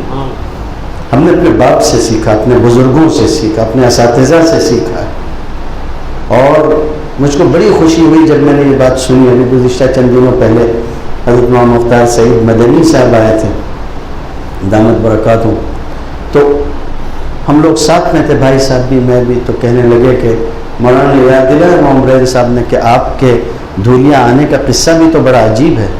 تو انہوں نے کہا کہ ہاں ہاں، اب وہ دونوں کو معلوم تھا، مجھ کو نہیں معلوم تھا۔ میں نے درخواست بتائیں کیا بات ہے؟ تو کہنے لگے کہ میں مدینہ طیبہ میں پڑھتا تھا، مدینہ طیبہ والے اپنے فارغین کو مبعوث بنا کے بھیجتے ہیں، تنخواہ وہ خود دیتے ہیں۔ تو ان کا اصول تھا کہ جس علاقے سے بندہ آیا اس علاقے میں مبعوث بنا کے نہیں بھیجتے، دوسرے علاقے میں بھیجتے ہیں۔ تو انہوں نے کہا کہ حضرت، ان سے کہا گیا کہ مبعوث بنایا جائے گا تم کو، تو انہوں نے کہا کہ وہ سب ٹھیک ہے لیکن میں اپنے وطن واپس جاؤں گا۔ تو ان لوگوں نے کہا کہ یہ ہماری پالیسی میں نہیں ہے کہ ہم اس طرح سے کسی کو مبعوث بنا کے اس کے وطن ہی بھیجیں۔ تو انہوں نے کہا کہ دیکھیے میں دارالعلوم کا پڑھا ہوا ہوں، اور جب میں وہاں سے فارغ ہو کے نکل رہا تھا تو قاری طیب صاحب رحمۃ اللہ علیہ نے، جو وہاں کے محتمم ہیں، انہوں نے مجھ سے کہا تھا کہ بیٹا قوم نے ایک ایک پیسے دے کے تم کو اس لیے پالا پوسا ہے کہ تم ان کی جہالت دور کرو گے، اس لیے وہاں جا کے وہیں کے مت ہو جانا، لوٹ کے واپس آنا، اس لیے آپ مجھے مبعوث بنائے نہ بنائے میں تو واپس جاؤں گا۔ تو ان لوگوں نے صرف ان کے اس کلمے کی برکت کی وجہ سے، حضرت قاری طیب صاحب کے اس کلام کی برکت کی وجہ سے کہا کہ واقعی ان کی یہ بات بڑی اہمیت رکھتی ہے، اور پھر مدینہ یونیورسٹی کے ذمہ داروں نے اپنا اصول توڑا اور نیا قانون بنایا۔ تب وہ آئے ہیں دھولیا، اور انہوں نے یہاں پر جو ہے وہ علم کی جو شمع روشن کی، آج برسوں ہو گیا، اب دیکھیے کیسی خدمت کریں۔ تو نتیجہ یہ ہوتا ہے کہ جو مطمئن ہوتا ہے وہ اپنی آخرت پہ اپنی دنیا کو ترجیح دینے لگتا ہے، یہ چیز نہیں ہونی چاہیے۔ حضرت ابراہیم ادہم رحمۃ اللہ علیہ بہت بڑے بزرگ گزرے ہیں، اور بزرگ بھی کیسے کہ انہوں نے کیا کچھ نہیں تج دیا، کیا کچھ نہیں اللہ کے راستے میں قربان کیا۔ بادشاہ تھے، اپنے وقت کے بادشاہ تھے، بادشاہت چھوڑ دی، اور بادشاہت چھوڑ کے اللہ کے لیے زہد اختیار کیا۔ ان کے بارے میں قصہ مشہور ہے کہ ایک مرتبہ راستے سے گزر رہے تھے تو ایک بزرگ کو دیکھا کہ عبادت کر رہے ہیں، تو صالحین کی صحبت مل جائے بڑی بات ہے، تو درخواست کی کہ حضرت کچھ وقت آپ کے یہاں رک جاؤں آپ کی خدمت میں۔ تو وہ بزرگ وہ تھے کہ جنہوں نے خود بھی زہد اختیار کیا ہوا تھا اور بڑے صاحب کرامات بزرگ تھے۔ تو نتیجہ یہ ہوتا تھا کہ جب ان کے کھانے کا وقت ہوتا تو غیب سے ایک پیالہ سالن کا اور 2 روٹیاں حاضر ہو جاتی تھی، وہ کھا لیا کرتے تھے۔ اب جب انہوں نے کہا کہ میں آپ کے ساتھ ہو جاؤں تو ان کے ذہن میں کہیں یہ خیال آیا کہ ایک پیالہ اور 2 روٹیاں تو خالی اپنے لیے آتی ہیں، اب یہی اس میں شریک ہو جائے گا۔ تو انہوں نے کہا کہ شرکت کی اجازت ہے اس شرط میں کہ کھانا اپنا اپنا ہوگا، کھانا اپنا اپنا ہوگا۔ ٹھیک ہے، کوئی مسئلہ نہیں، کھانا اپنا اپنا ہوگا۔ اب اس کا معاملہ یہ ہوا کہ انہوں نے کہا کہ ٹھیک ہے۔ اب جب کھانے کا وقت ہوا تو ان بزرگ نے دیکھا کہ اللہ اکبر، اپنا وہی ایک پیالہ شوربے کا آیا ہوا اور 2 روٹی، اور اس کے لیے ایک بڑا طباق کوئی اٹھا کے لے کے چلا آیا، اور اس نے کہا کہ لیجیے حضرت قبول فرمائیے۔ ابراہیم ادہم کو دیا، اس میں انواع و اقسام کے کھانے تھے۔ اب اس کو اپنے جملے کے بزرگ صاحب کو صدمہ ہوا کہ کھانا اپنا اپنا ہوگا۔ خیر، تو وہ انہوں نے جب یہ دیکھا، انسانی طبیعت ہوتی ہے، تو فوراً انہوں نے دعا کے لیے ہاتھ اٹھا لیے اور کہنا شروع کر دیا کہ یا اللہ، یہ ایک نووارد ہے، اس کے لیے اتنی نعمتیں ہیں، میں برسوں سے آپ کی عبادت کر رہا ہوں اور میں نے سب کچھ تج دیا ہے، میرے لیے وہی ایک پیالہ شوربہ اور وہی 2 روٹیاں. تو کسی کہنے والے نے کہا، آواز آتی تھی، کہنے والا دکھائی نہیں دیتا تھا. اس نے کہا تو نے ہمارے لیے چھوڑا ہی کیا تھا؟ یہ بادشاہت چھوڑ کے آیا ہے، تو نے ہمارے لیے کیا چھوڑا تھا؟ اس نے بادشاہت چھوڑی ہے. ابراہیم ادہم جیسے آدمی جنہوں نے سب کچھ چھوڑ دیا، اس کے باوجود اپنی ذات پہ انہیں اتنا اطمینان نہیں تھا. ایک شعر کہا کرتے تھے، اور گرہ میں باندھ لینے جیسا شعر ہے. فرمایا کرتے تھے کہ نرقع دنیانا، اللہ اکبر، وہ آدمی جس نے بادشاہت چھوڑی ہے وہ کہتا ہے کہ نرقع دنیانا بتمزیق دیننا فلا یبقى دیننا ولا ما نرقع. ہم اپنے دین کو پھاڑ پھاڑ کے اپنی دنیا میں پیوند لگاتے رہے تاکہ دنیا اچھی ہو. ہم اپنا دین پھاڑ پھاڑ کے اس کے ٹکڑے کر کر کے اپنی دنیا میں لگاتے رہے کہ ہماری دنیا اچھی رہے. نتیجہ یہ ہوا کہ دنیا بھی باقی نہیں بچی، اور وہ جس کو پھاڑ پھاڑ کے پیوند لگاتے تھے وہ بھی ختم ہو گیا، دین بھی ہاتھ سے گیا. بول کون رہا ہے؟ جس کی ولایت پہ لوگوں کا اتفاق. تو ایمان بچانے کی کوشش کرنا، خود کا ایمان. شیخ ذوالفقار کے بارے میں آتا ہے، شیخ ذوالفقار نقشبندی دامت برکاتہ، وہ جب رشیا گئے تو وہاں علماء کی پہلے سفر میں علماء کی مجلس میں بیٹھے ہوئے تھے اور بہت سارے لوگ جمع تھے. یہ بھی ایک مسئلہ ہے کہ یہ دیکھا جاتا ہے کہ فائدہ کس چیز میں زیادہ ہے.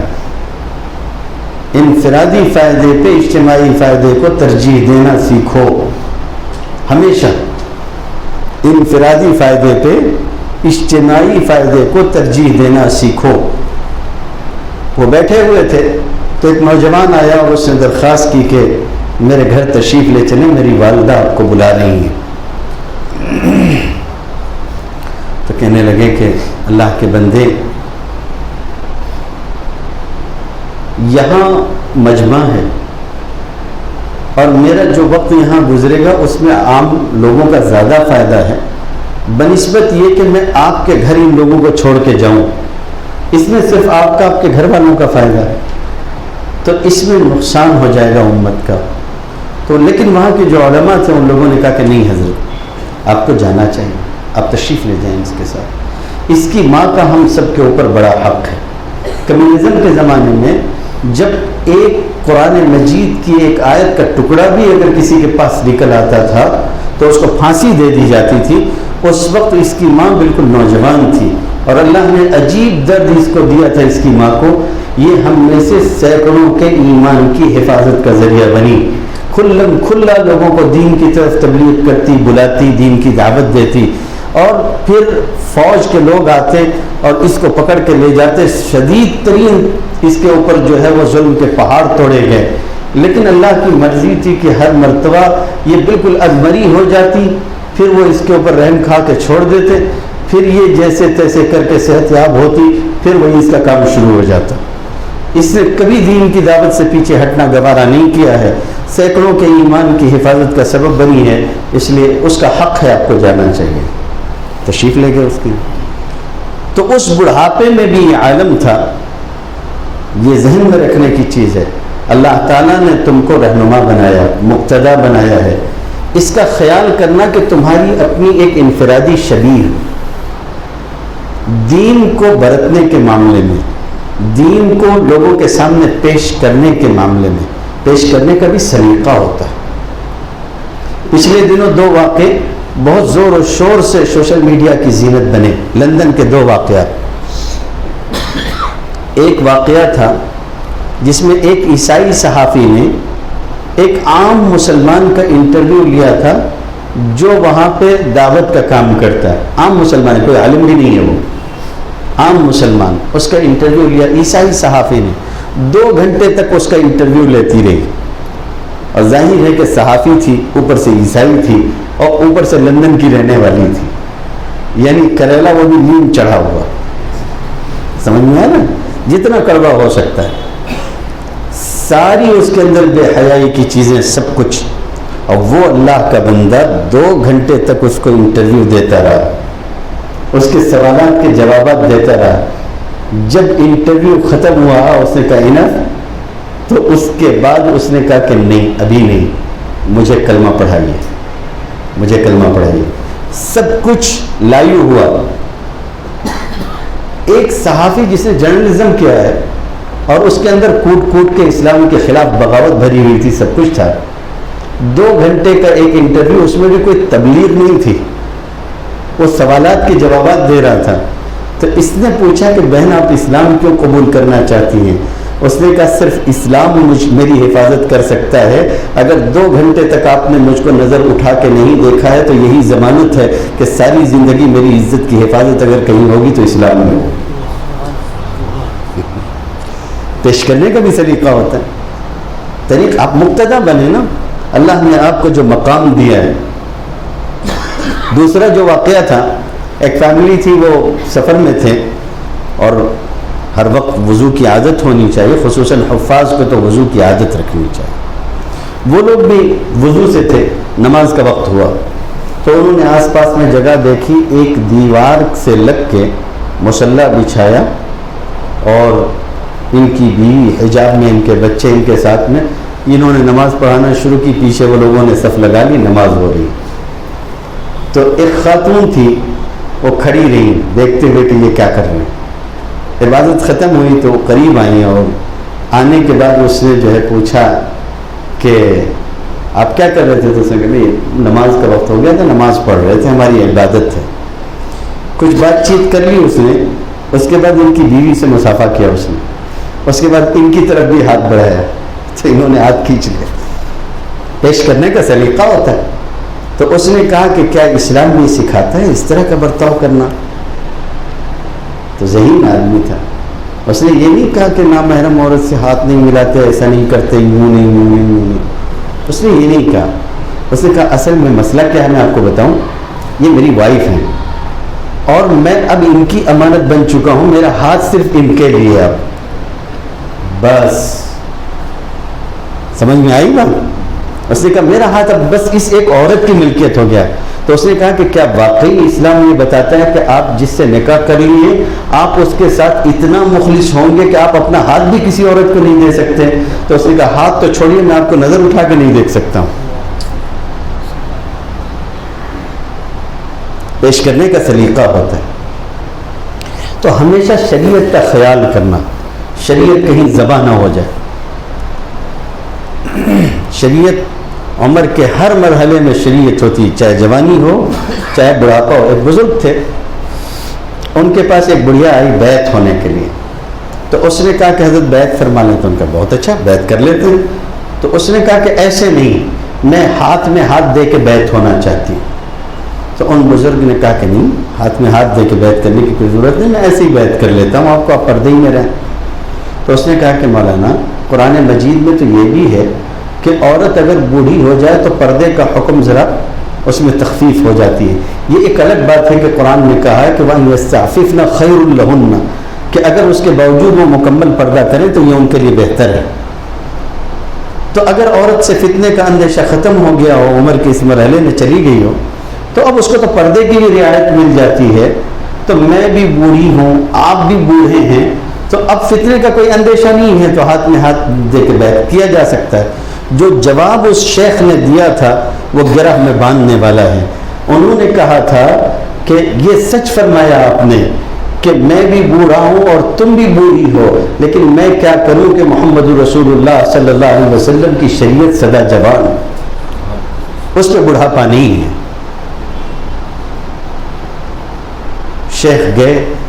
اس بڑھاپے کے عالم نبی اس خاتون کا یہ حال تھا کہ وہ چارپائی پہ لیٹی ہوئی تھی، اٹھ نہیں سکتی تھی. تو اس طرح سے پردہ کیا ہوا تھا کہ پورے جسم کے اوپر چادر پڑی ہوئی تھی، اوپر سے نیچے تک چادر اوڑھ رکھی تھی. اندر سے انہوں نے گفتگو شروع کی. یہ کھڑے ہو کے شیخ سن رہے ہیں، شیخ ذوالفقار دامت برکاتہ. شیخ جو وہاں سے کہا جاتا تھا، ترجمان اس کا ترجمہ کرتا تھا، وہ بتاتا تھا، پھر ادھر سے جواب دیتے تھے، وہ اس کو رشین میں سمجھا دیتا تھا کہ یہ کہہ رہے ہیں. کچھ باتیں کہیں اس نے. شیخ ذوالفقار کہتے ہیں کہ اس وقت میرے دل میں یہ داعیہ پیدا ہوا کہ میں اس سے یہ درخواست کروں کہ اللہ رب العزت نے سینکڑوں لوگوں کے ایمان کی حفاظت کی، جس بندی کو اللہ نے ذریعہ بنایا ہو سینکڑوں لوگوں کے ایمان کی حفاظت کا، وہ کیسی مقرب ہوگی؟ تو فوراً یہ چاہا کہ ملاقات ختم ہو رہی تو درخواست کی کہ آپ میرے لیے دعا کر دیں، آپ میرے لیے دعا کر دیں۔ تو اس نے چادر کے اندر سے ہاتھ اٹھائے اور کچھ دعا کی۔ اس کے بعد یہ لوگ مڑ گئے تو شیخ نے ترجمان سے پوچھا کہ کیا دعا کر رہی تھی؟ یہ دعا ملی ہے تو کیا دعا ملی ہے؟ دعا ملی ہو تو پتہ بھی تو ہونا چاہیے کہ بھئی کیا ملا کیا نہیں ملا۔ وہ ڈاکٹر فوزی ہیں، سعودی کے بہت مشہور ڈاکٹر ہیں، ان کی بیوی نے ان سے کہا کہ طبیعت خراب ہے، ذرا سر میں دم کر دیجئے۔ میاں بیوی دونوں سعودی کے ہیں، ڈاکٹر ہیں دونوں، تو بیوی نے کہا کہ دم کر دیجئے کچھ پڑھ کے تاکہ درد کم ہو جائے۔ تو ڈاکٹر فوزی نے آیت پڑھی، فَانْكِحُوا مَا طَابَ لَكُم مِّنَ النِّسَاءِ مَثْنَىٰ وَثُلَاثَ وَرُبَاعَ، پھر تم عورتوں سے نکاح کرو جو تم کو پسند آئے، 2 3 4، جس سے کرنا ہو جتنی کرنی کر لو، 4 تک اجازت ہے۔ تو وہ ہمارے یہاں کی کوئی عورت ہوتی تو آمین آمین کرتے رہتی، اس کو کیا معلوم بیچاری کو کیا ہے، وہ آمین آمین کرتی۔ لیکن وہ پڑھی لکھی خاتون، عربی جاننے والی، اس نے کہا کہ سر کا درد کم کرنے کے لیے دم کرنے کہا ہے، سر کا درد بڑھانے کے لیے دم کرنے نہیں کہا میں نے۔ تو بھئی دعا ملی ہے تو کیا دعا ملی ہے یہ بھی تو معلوم ہونا چاہیے۔ تو ترجمان نے کہا کہ وہ کہہ رہی تھی کہ اللہ تعالیٰ میرا، ان کا اور تمام مسلمانوں کا ایمان آخری وقت سلامت رکھنا۔ شیخ ذوالفقار کہنے لگے اس دن احساس ہوا تھا کہ ایمان کتنی بڑی دولت ہے۔ ایمان کی حفاظت کے لیے کئی مرتبہ اپنے جان دینے کے آخری مرحلے تک جانے والی خاتون بستر مرگ پر ہونے کے باوجود اس کے کہ علماء اس کی نیکیوں کا تذکرہ کرتے ہیں، اس کے باوجود اس کی دعا ہے تو یہ ہے کہ اللہ آخری وقت ایمان سلامت رکھیے گا۔ تو کوئی سند کارگر نہیں ہے الا یہ کہ اپنے پاس ایک تو یہ ہے کہ ایمان ہو، اور دوسرے یہ کہ تقوی اور اعمال صالحہ ہوں۔ آپ کے پاس ہو تو ٹھیک ہے، نہیں ہے تو پھر ایسی زندگی کا کیا فائدہ۔ میرے حضرت کبھی کبھی بہت عجیب کرب کے عالم میں دعا میں رو رو کے یہ بات کہتے ہیں کہ اللہ تعالیٰ بہت ڈر اس بات سے لگتا ہے کہ کفار اور مشرکین تو ہم کو یہ کہہ کے مارتے ہیں کہ یہ مسلمان ہیں، کہیں ایسا نہ ہو کہ دنیا سے مر کے آپ کے پاس آئیں تو آپ بھی کہہ دیں کہ میری فہرست میں تو تم مسلمان تھے ہی نہیں۔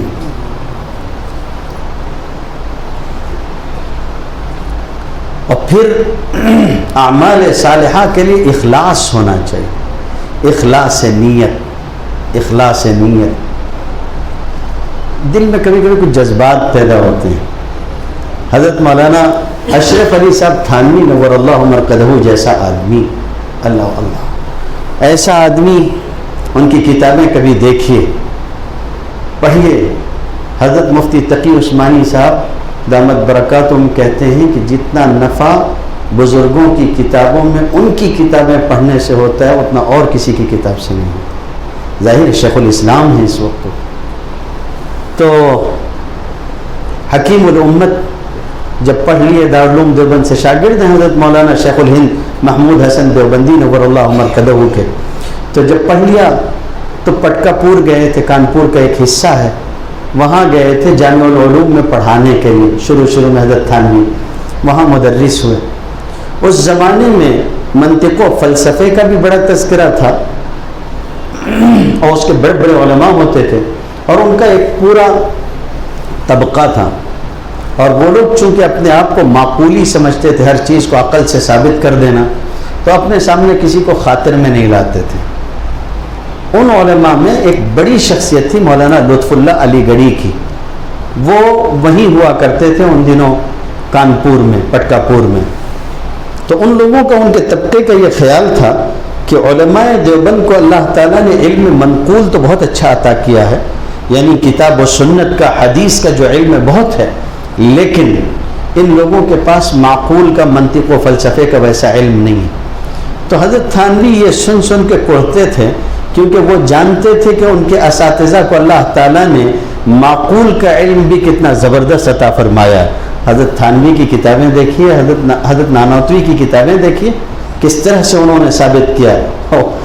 معہد ملت کی لائبریری میں میلہ خدا شناسی شاہجہاں پور میں جو ہوا تھا، وہ کتاب ہے، بہت پرانی قدیم کتاب ہے، میں نے پڑھی ہے۔ شاہجہاں پور میں میلہ خدا شناسی ہوا تھا، یعنی اللہ کا تعارف۔ تو سبھی مذاہب کے لوگ آئے تھے اس میں، اور سب نے اپنے اپنے مذہب کا تعارف پیش کیا تھا۔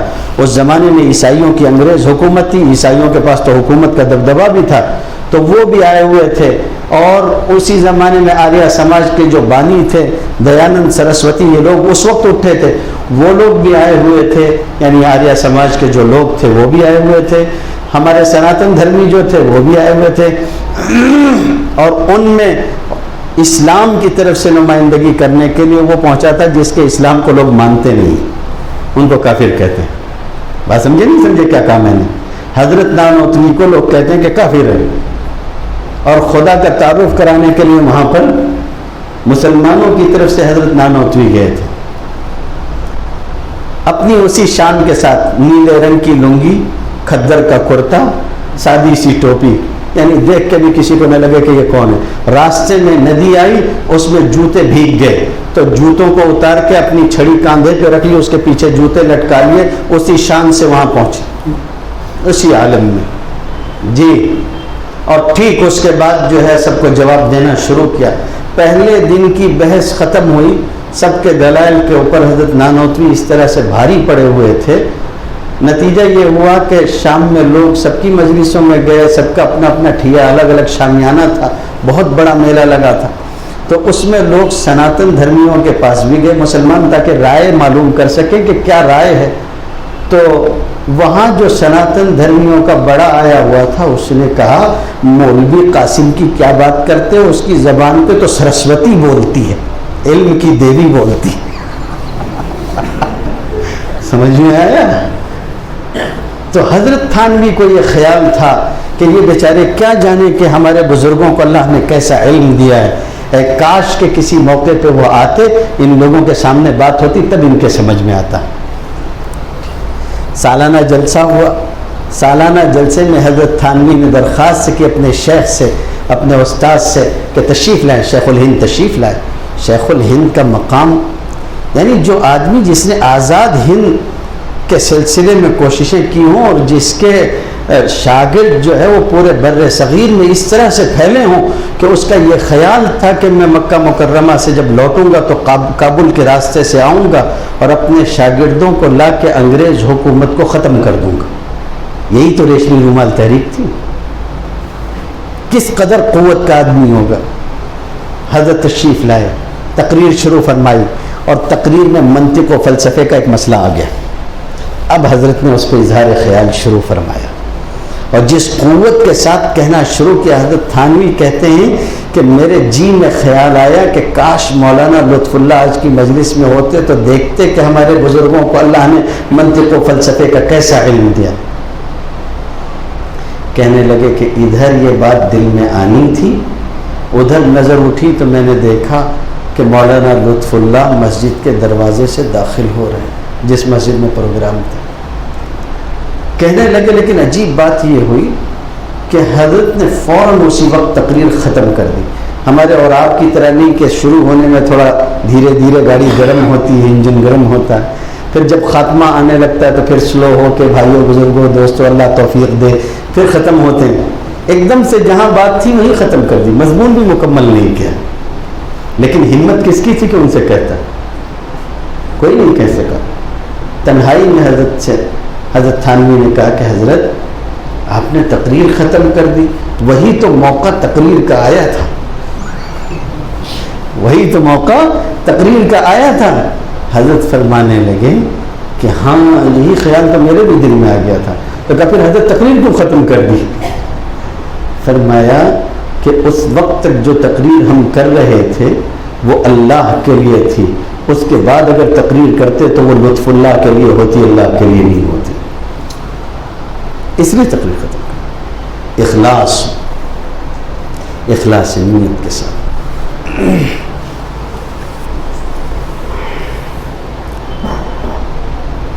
کچھ اور باتیں مجھے آپ سے دو چار اور عرض کرنی، تھوڑا سا وقفہ اور۔ میں دیکھ رہا ہوں کچھ لوگ گھڑی بھی دیکھ رہے ہیں، کچھ اچھے سے قاعدے میں بھی بیٹھ گئے ہیں کہ بھئی اب مسئلہ یہ ہے کہ ختم کرو۔ 10 سال کے بعد اور کون زندہ رہے گا؟ پتہ نہیں یہ لوگ کب کریں گے. 10 سال پہ کرتے ہیں تاکہ کچھ مرحومین بھی مل جائیں جن کے لیے مغفرت کی دعا ہو سکے. تو اس لیے کچھ باتیں مجھے آپ سے عرض کرنی. پتہ نہیں 10 سال بعد کون ہوگا نہیں ہوگا. آج ہمارے بعض مدرسے کے طلباء، ان کا احسان ہوتا ہے، اپنے گھر کے مالدار ہوتے ہیں، وہ امیر ہوتے ہیں، اچھے ہوتے ہیں گھر کے، لیکن مدرسے میں کچھ پول لگانے تھے جن پہ لائٹ لگنی ہے، تو اس کی وہ گارا بنا بنا کے وہ خود ہی انہوں نے اس میں بھرا ساتھ میں. تو میں نے ان سے کہا کہ اب یہ انشاءاللہ 20 سال قائم رہے گا. امید تو یہی ہے، لوہے کی لاٹ ہے، 20 سال تک تو قائم رہنے کی ایک امید ہے، باقی اللہ کی مرضی.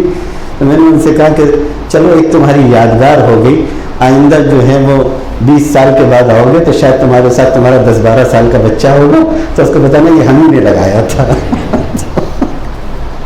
خیر، تو 10-12 سال بعد کون ہوگا کون نہیں ہوگا، چمن کو دیکھ لے جی بھر کے بلبل، مبادا پھر باہر آئے نہ آئے. تو آج آپ ملے ہیں، جتنا کہہ سکوں گا کہہ لوں گا.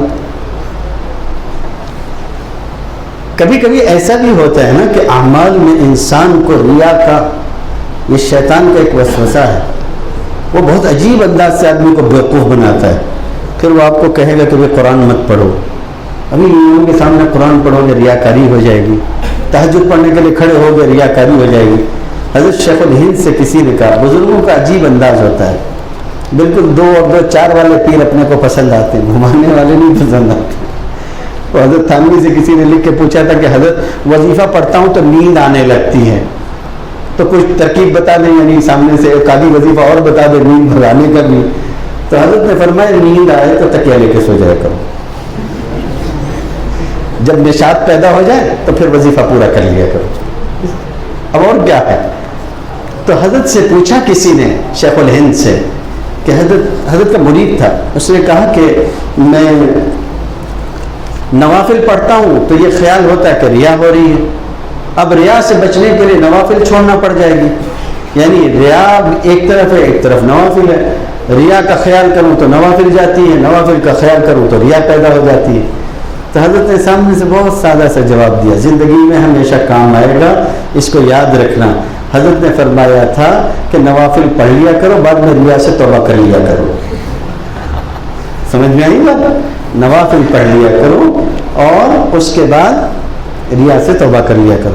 تو ہونا تو یہ ہے کہ اخلاص نیت ہو، کسی بھی صورت جو ہے اخلاص نیت ہو، اور پھر اپنے اندر عمل پیدا ہو جائے. نبی کریم صلی اللہ علیہ وسلم کے بارے میں حضرت عائشہ سے پوچھا گیا تھا آپ کی عادات، آپ کے اطوار کے بارے میں، تو کیا فرمایا تھا؟ کان خلقہ القرآن، کہ آپ کے اخلاق قرآن تھے، قرآن کی طرح تھے. بس جیسا قرآن ہے آپ اسی میں ڈھلے ہوئے تھے.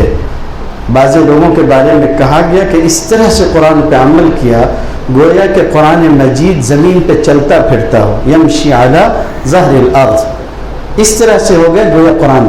تو نقوش کا علم تو آپ کو آ گیا، حروف کا علم آ گیا، حروف سینے میں محفوظ ہو گئے. لیکن معاملہ یہی ختم نہیں ہوا، معاملہ اس سے بھی آگے ہے. آپ کو قرآن مجید کے علوم کو حاصل کرنا چاہیے. دیکھیے ایک مسلمان پہ قرآن مجید کے 5 حق ہوتے ہیں، تو آپ نے کتنے ادا کر لیے ہیں ابھی تک؟ ایمان والا ادا کر لیا، اللہ کے فضل و کرم سے اللہ کرے کہ باقی بھی رہے. آمن الرسول بما انزل الیہ من ربہ والمؤمنون، تو ایمان تو آ گیا. ایمان اس کے بغیر مکمل نہیں ہوتا. آمنت باللہ وملائکتہ وکتبہ، کتابوں پر ایمان، تو قرآن مجید پہ ایمان ہو گیا. پھر دوسری چیز ہے الذین آتیناہم الکتاب یتلونہ حق تلاوتہ، قرآن مجید کو ویسا پڑھیں جیسا پڑھنے کا حق ہے. آپ کے مدرسے سے ہمارا رابطہ رہا ہے، اور اکثر و بیشتر کوئی نہ کوئی شکل حاضری کی بنتی رہی، نہیں تو کم سے کم رمضانی تو ہیں ہی ہیں ہم لوگ، رمضان میں یاد کیے جاتے ہیں. تو رمضان میں یاد کیے جاتے ہیں، تو رمضان یاد تو آ ہی جاتی ہے، کم سے کم اسی بہانے ملاقات ہوتی رہی ہے. میرے عزیزوں میں ان مکاتب کو دیکھتا ہوں تو مجھ کو بہت خوشی ہوتی، بہت خوشی ہوتی. یعنی جو خدمت انجام دے رہے ہیں، میں یہاں چونکہ ذمہ داران موجود ہیں نا، تو ان کی توجہ دلانا چاہوں گا.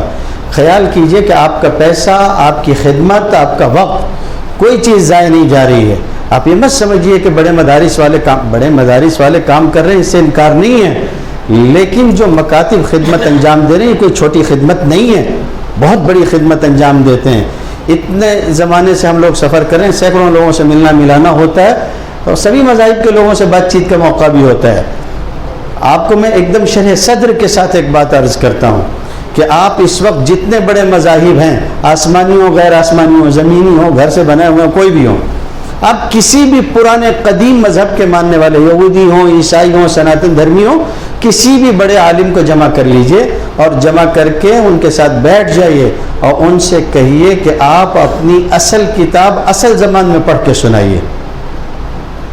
آپ کہتے ہیں آپ کا دین، آپ کا مذہب جو ہے وہ آسمانی ہے، تو جو کتاب آسمان سے اتری وہ پڑھ کے، کوئی یہودی آپ کو اس وقت سوائے کوئی بہت بڑے حاخام کے اور کوئی یہودی آپ کو عبرانی زبان میں یا سریانی زبان میں توریت پڑھ کے نہیں سنا سکتا، انجیل نہیں سنا سکتا۔ وہ کیا سناتے ہیں؟ وہ بائبل پڑھ کے آپ کو سنائیں گے، ترجمہ سنائیں گے انگریزی کا، لیکن آپ کسی مدرسے میں چھوڑ دیجئے، کسی جامعہ میں چھوڑ دیجئے، کسی بڑی یونیورسٹی میں چھوڑ دیجئے، کسی چھوٹے سے گاؤں میں چلے جائیے، جس گاؤں کی کل کائنات ایک چھوٹی سی مسجد ہو، اس مسجد کے اندر جو مکتب چل رہا ہے، اس مکتب میں جا کے 5-7 سال کے بچے کو بلا کے پوچھئے کہ 1400 سال پہلے جس لہجے میں، جن الفاظ کے ساتھ جبرائیل امین حضور صلی اللہ علیہ وسلم پر قرآن لا کر دے کے گئے تھے، اس لہجے میں سنائیے، اسی طرز پہ، اسی تجوید کے ساتھ وہ آپ کو پڑھ کے سنا دے گا۔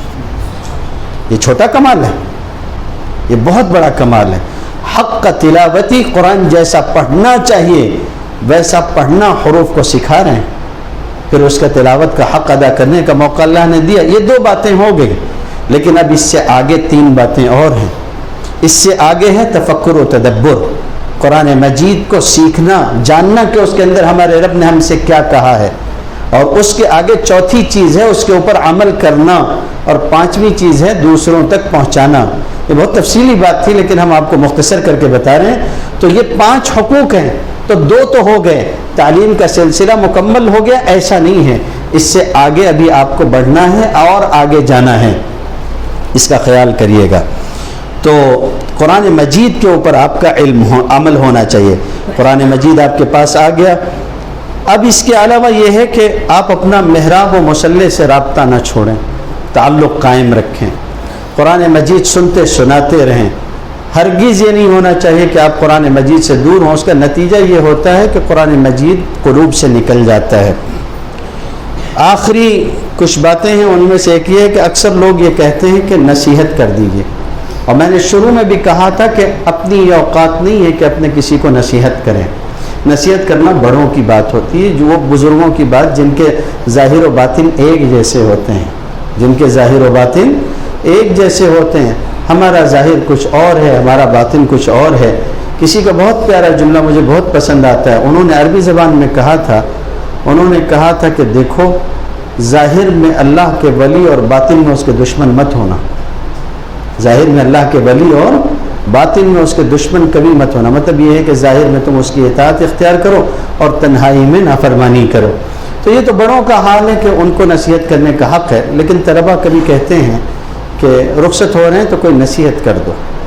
حضور صلی اللہ علیہ وسلم نے، دیکھیں قرآن مجید میں آتا ہے یوم ندعو کل اناس بامامہم، قیامت کا دن ہوگا تو ہر ایک اپنے اپنے امام کے ساتھ بلایا جائے گا۔ اب اس میں بہت ساری تفصیل ہے کہ امام سے مراد کیا ہے۔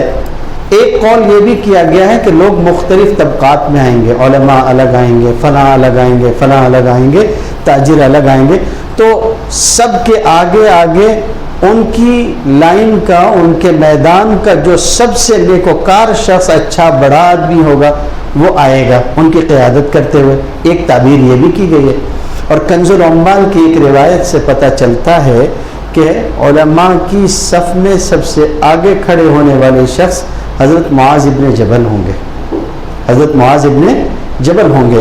اور حضور صلی اللہ علیہ وسلم نے یہ بھی فرمایا ہے کہ عالم امتی بالحلال والحرام معاذ ابن جبل، میری امت کا حلال و حرام کا سب سے بڑا عالم معاذ ابن جبل ہے۔ بہت کم زندگی پائی انہوں نے، مختصر سی، تھوڑے وقت میں دنیا سے تشریف لے گئے، زیادہ وقت نہیں۔ حضور صلی اللہ علیہ وسلم نے ان کو یمن کا گورنر بنایا، اپنی زندگی میں وہاں روانہ کیا کہ جاؤ اب وہ جانے لگے تو دل ان کا بہت بھرا ہوا تھا کہ حضور کی خدمت سے مجھ کو اس طرح سے جانا پڑ رہا ہے۔ ذہن میں یہ بھی خیال تھا کہ کچھ دنوں کے بعد میں لوٹ کے آؤں گا، ابھی تو حکم کی تعمیل کرتا ہوں، بعد میں آؤں گا، خود انہوں نے اور اللہ کے رسول سے معذرت کر لوں گا۔ لیکن حضور صلی اللہ علیہ وسلم، اچھا کس شان سے لے کے نکلے حضور ان کو، یہ بھی ادب سیکھنے کی چیز ہے کہ علماء کے ساتھ ہم کو ادب سے پیش آنا چاہیے۔ حضور سے بڑا کوئی عالم نہیں، لیکن اس دن حضور حضرت معاذ کی اونٹ کی نکیل تھام کے چلنے لگے۔ حضرت معاذ گھبرا گئے کہ اللہ کے رسول یہ کیا ہے؟ حالانکہ ادب کیا ہونا چاہیے تھا کہ وہ خود پیدل چلتے، حضور صلی اللہ علیہ وسلم سوار ہوں، لیکن آپ نے ان کو مدینے کے باہری حصے تک لایا اور وہاں کچھ نصیحتیں کی۔ تو جو نصیحت کر رہے تھے حضرت عبداللہ ابن عباس رضی اللہ تعالیٰ عنہ حضرت زید ابن ثابت کے پاس جاتے تھے علم حاصل کرنے کے لیے۔ کبھی کبھی کہتے ہیں کہ فی شدت الحجرہ، میں دوپہر کی سخت دھوپ میں ان کے یہاں جاتا، ان کے دروازے پہ اپنی چادر اوڑھ کے بیٹھ جاتا تھا۔ عرب کی دھوپ، وہ بھی مکے کی یا مدینے کی، آپ سمجھ سکتے ہیں کیسی گرمی ہوتی، کھجور پکتی ہے۔ ہمارا ایک دوست ابھی ان کے یہاں اسٹیڈیم بن رہا ہے تو انہوں نے کہا کہ مولانا آئیے، لوگ مولویوں سے کھڈے بھی بہت کھدواتے رہتے ہیں، تو کہا کہ ٹیکم لگا دیجیے۔ تو ہم گئے وہاں تو کہنے لگے کہ یہ کھجور کے جھاڑ میں دعا بھی کر دیجیے۔ تو میں نے کہا خیریت، کہ اس میں پھل لگتا ہے مگر جھڑ جاتا ہے، تو آپ دعا کر دیجیے اللہ تعالیٰ روک دے پھل لگ جائے، ویسے تو امید کم ہے۔ تو میں نے کہا کیوں؟ کہنے لگے کہ اس کے پکنے کا جو موسم ہوتا ہے اس میں ہمارے یہاں بارش آ جاتی ہے۔ ان کا جو موسم ہوتا ہے کھجوروں کے آنے کا اور پکنے کا، وہ موسم نہیں ہوتا جو ہمارے یہاں کا ہے، اس لیے وہ ہمارے یہاں اتنا نہیں ہوتا۔ وہاں کھجوریں پکتی ہیں، اس قدر گرمی ہوتی شدت کے، اللہ اکبر۔ تو کہتے ہیں میں دروازے پہ بیٹھا رہتا تھا، یہاں تک کہ وہ خود دروازے سے باہر نکلتے تو مجھ سے کہتے تھے کہ حضور کے چچا زاد بھائی، آپ اس طرح سے تکلیف نہ برداشت کیا کیجئے، مجھ کو بلا لیا ہوتا۔ تو کہتے کہ نہیں، علم حاصل کرنے کا طریقہ یہ نہیں ہے، مجھ کو انتظار کرنا چاہیے آپ کا۔ ایک جنازے میں تھے، زید ابن ثابت نے مٹی دے لی، جنازے کا معاملہ مکمل ہوا، تدفین ہو گئی، تو سواری پہ سوار ہونے لگے تو عبداللہ ابن عباس جیسا آدمی خود آگے بڑھا اور آگے بڑھ کے رکاب تھام لی جس میں پیر رکھتے ہیں۔ تو زید ابن ثابت نے کہا کہ اللہ کے رسول کے بھائی یہ کیا کرتے ہو، تم اس طرح نہ کرو۔